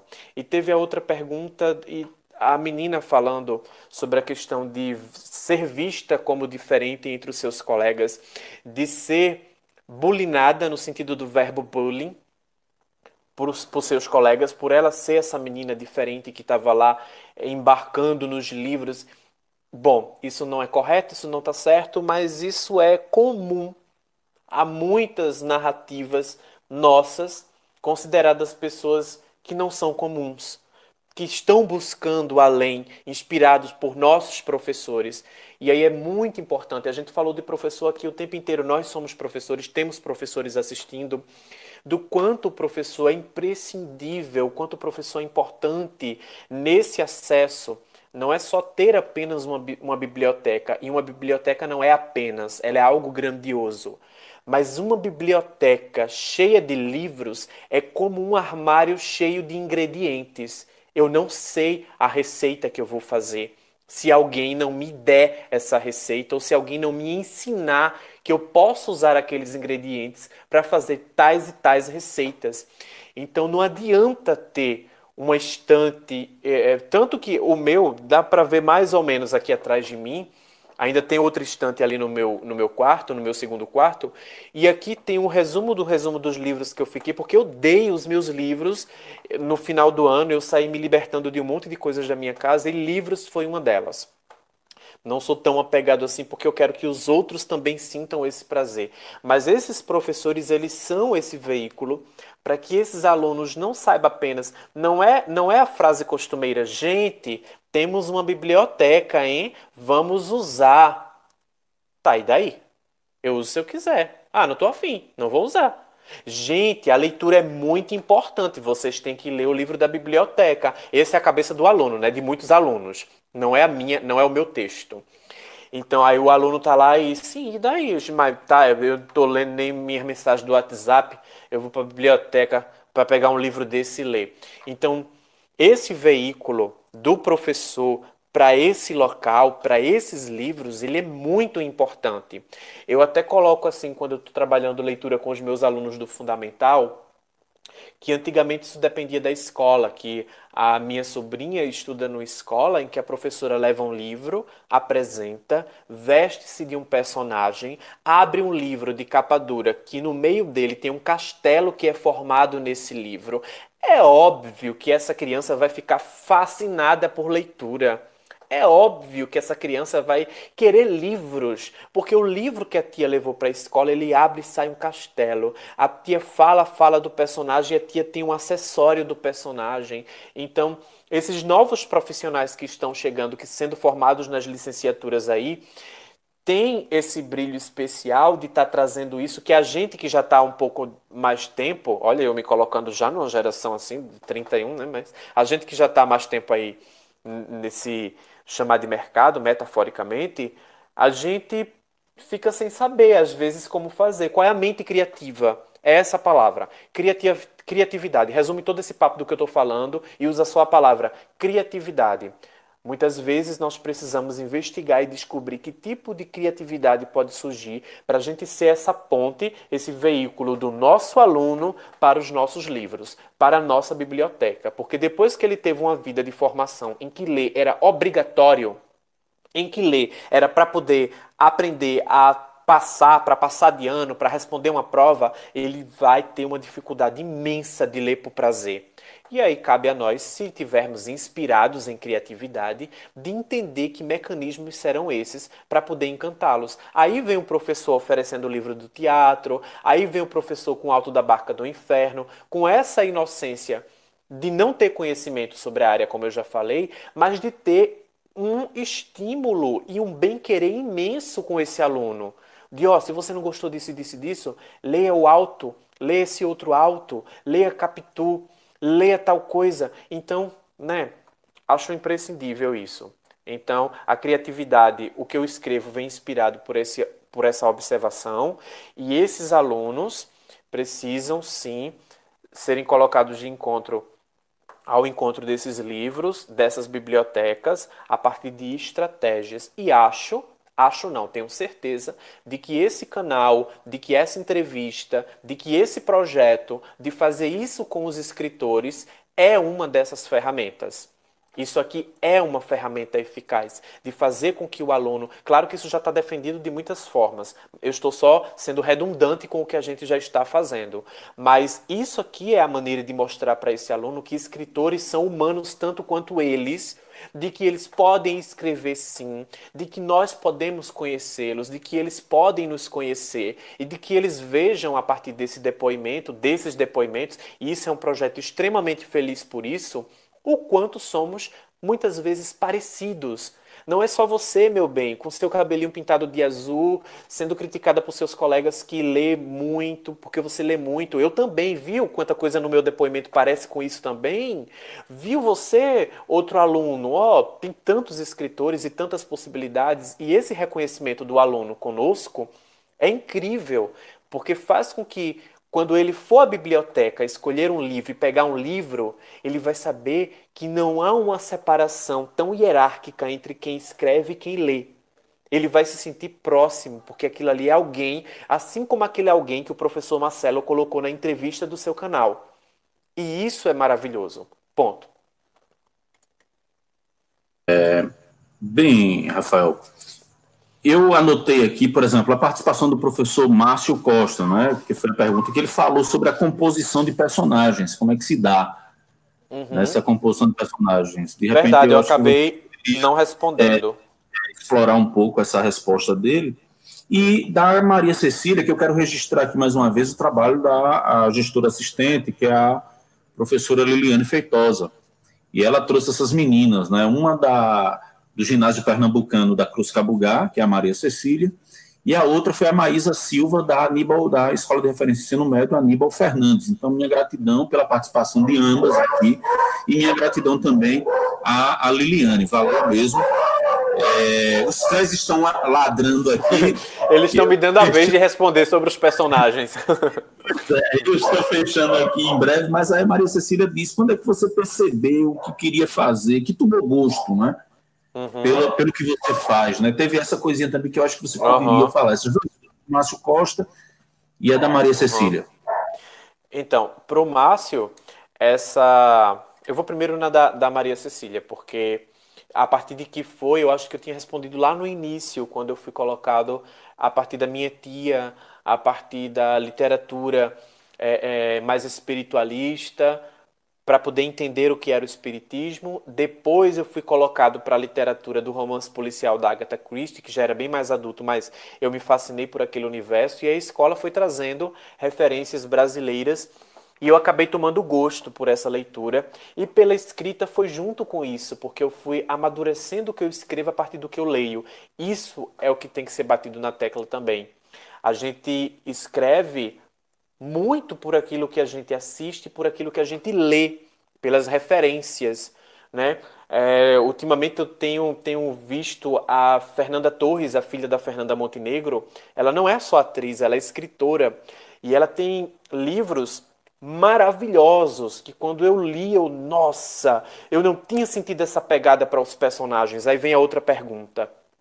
Eu não tinha ainda visto como ela trabalha as camadas desses personagens a partir de comportamentos, nossa, inusitados, de coisas. Então, esses personagens, eles são amadurecidos também com essa leitura, e eles são construídos a partir dessa minha observação, que eu vou insistir nessa palavra, do cotidiano, das pessoas da minha família, das pessoas ao meu redor, das pessoas que eu conheço, das pessoas com quem eu converso, das pessoas que estão invisíveis, né? A Viola Davis, uma grande atriz negra, disse em um dos discursos de premiação, esqueci qual é o verbo que ela usou, para retirar os cadáveres das tumbas, exumirá, não sei, um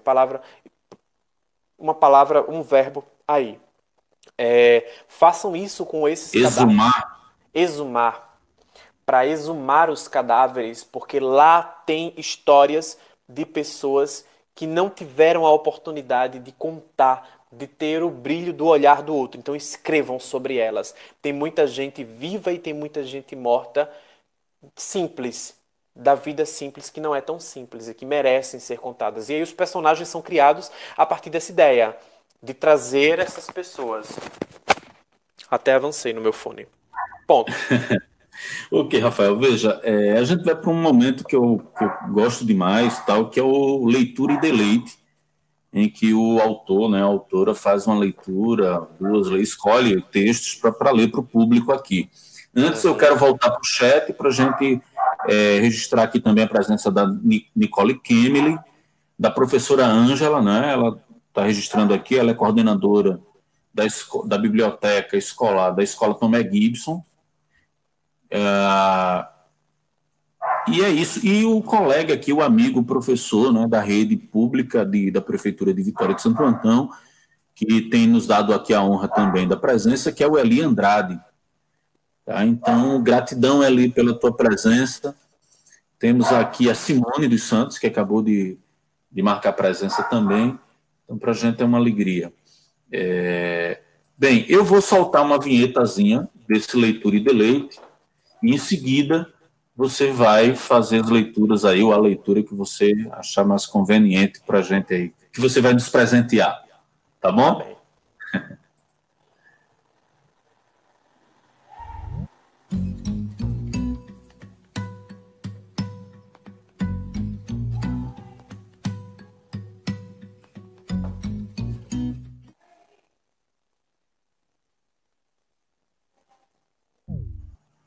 Contigo.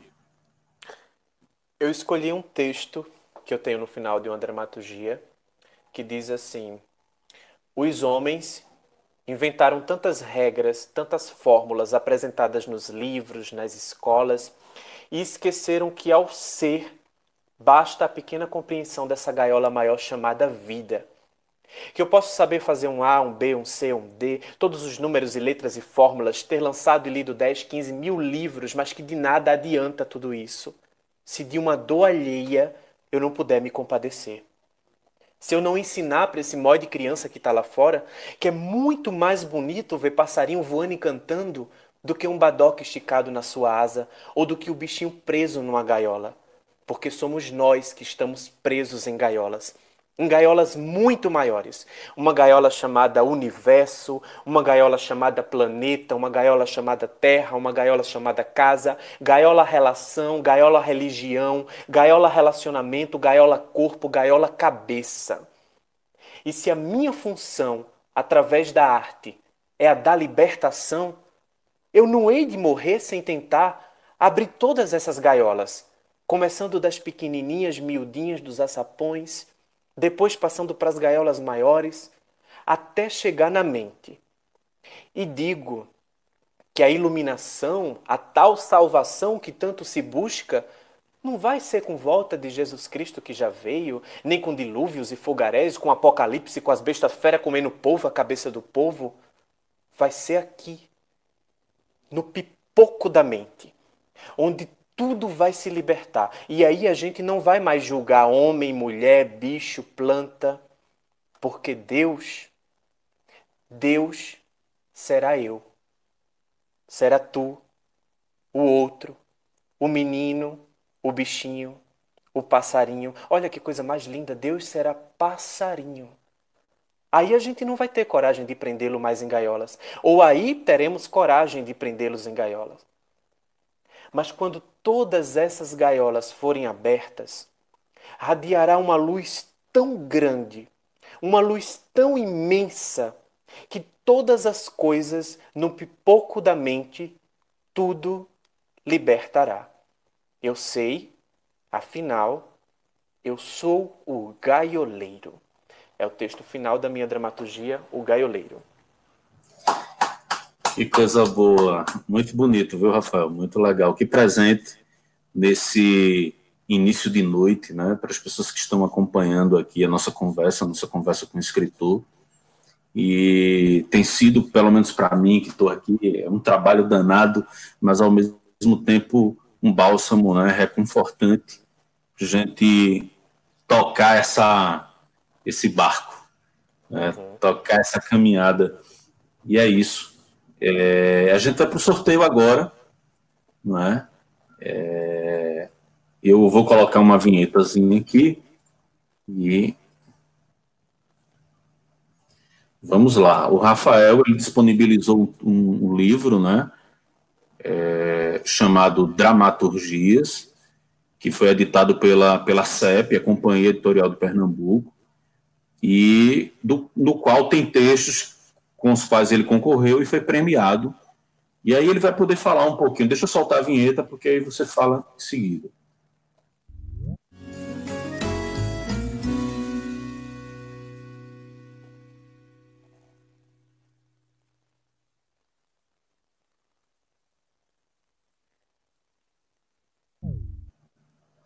Ok, fala um pouquinho sobre esse livro que você vai disponibilizar e que você vai remeter, na verdade, vai né, dedicar e enviar, por favor. É o único livro que eu tenho disponível até então, porque o meu que foi lançado 3 folhas de contação, eu acabei vendendo todos, fiz uma segunda remessa e também vendeu todos, porque a gente fez parceria também com escolas que trabalha com Fundamental 1 e foi maravilhoso.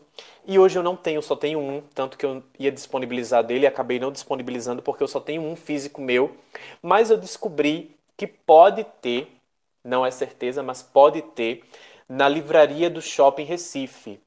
É a livraria chamada Vila 7, que tem lá. Então eles têm algumas cópias, algumas edições aí. Edições não, alguns exemplares. E o Dramaturgias, que é o que está aqui para o sorteio, ele reúne textos dos premiados em 2 edições do Prêmio Ariano Suassuna de Dramaturgias. Entre esses meus prêmios literários, o primeiro foi o de Dramaturgia da Mosteve, que é a Mostra de Teatro da Vitória. O segundo, Marcos Acioli de Poesia. Depois o Manuel Bandeira de Poesia. E 3 edições do Ariano Suassuna. Nesse livro tem prêmios de 2 edições. E aí eu venci um ano com Maria, um conto de Marias ou de Maria Flor, um caso de Marias ou de Maria Flor, e no ano seguinte com o Gaioleiro, que é o texto que eu acabei de falar no outro momento, o texto final que eu acabei de falar no outro momento. As 2 dramaturgias estão nesse livro, então é um livro bem potente, está bem bonito. Tem aí o Cleiton Cabral também, que estava em outra entrevista, e reúne esses textos. Então tem 2 textos meus aí nesse livro. Vai ser lançado o Dramaturgias 2 agora em 2021. E eu vou estar dentro também porque o meu conto de passarinha venceu o ano passado. Então vai ter mais uma edição aí de literatura para a gente poder degustar. Aos curiosos que quiserem saber, sim, Rafael, mas além disso aqui, eu não sei se isso é no momento final, como é que eu posso ter encontro com a sua literatura? Tem aquela página do Instagram que eu falei, e também tem essas dramaturgias em PDF, em Word, que eu mando para os curiosos que querem ler também. E nesse livro que tem 2. Os outros livros têm só participação minha, então eles não estão valendo. Ok, Rafael, eu fechei aqui, o sorteio ele encerrou às 18h30, e aí, enquanto você estava falando, para a gente adiantar aqui, eu já sorteei, eu uso aqui um sorteador, virtual, e ele dá um número, e o número que caiu foi 12. Então, eu vou olhar aqui na planilha, quem ganhou foi Jéssica Lima. Jéssica Lima, que leva o livro Dramaturgias. Deixa eu ver de onde Jéssica Lima é. Cadê? Pela idade dela aqui, ela tem 19 anos. 19 anos, não, 29 anos. E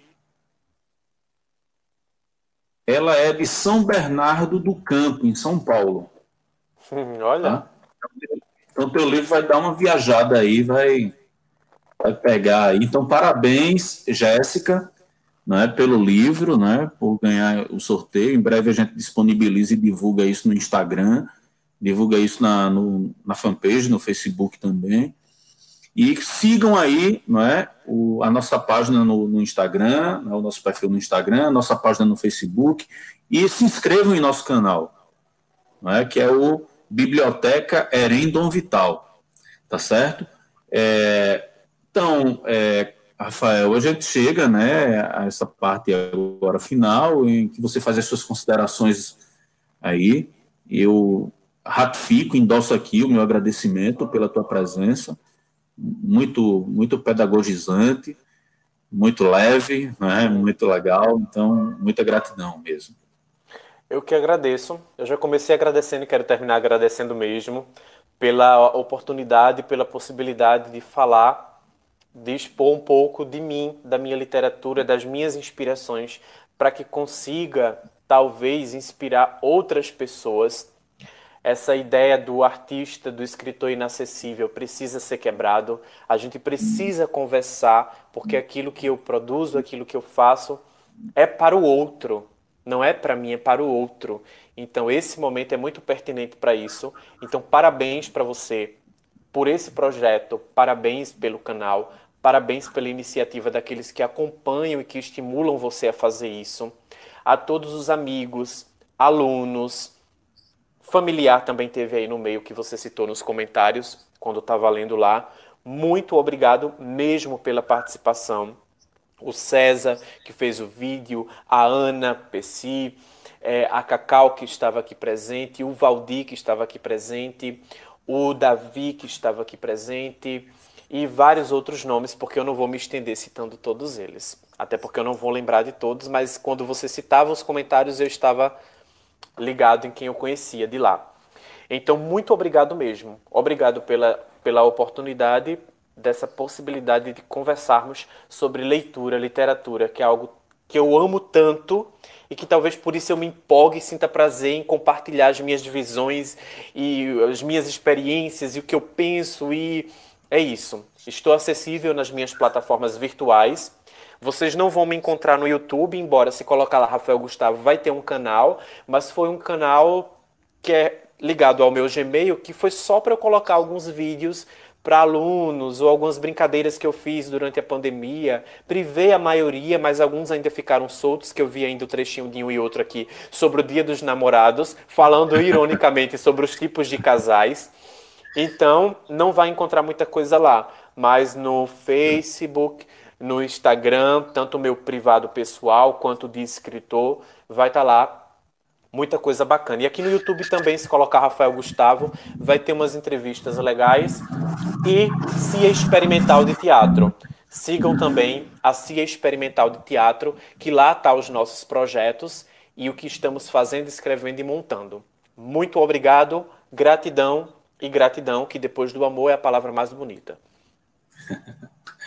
Eu quero aproveitar essa oportunidade para estender o convite para a próxima semana. A gente vai receber a escritora, né, vencedora, premiada, Esther Liu, né, pernambucana, e vocês vão ter a oportunidade de conhecer a potência da literatura dessa mulher, né.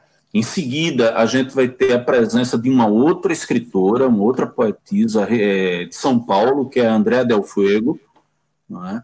E depois a gente vai fazer uma outra edição do Conversa com o Escritor. É uma edição comemorativa ao Dia do Professor, com um grande teórico, um cara que eu me delicio quando leio os textos dele, que me inspira bastante, que é o professor, né, o argentino Walter Omar Coan, né?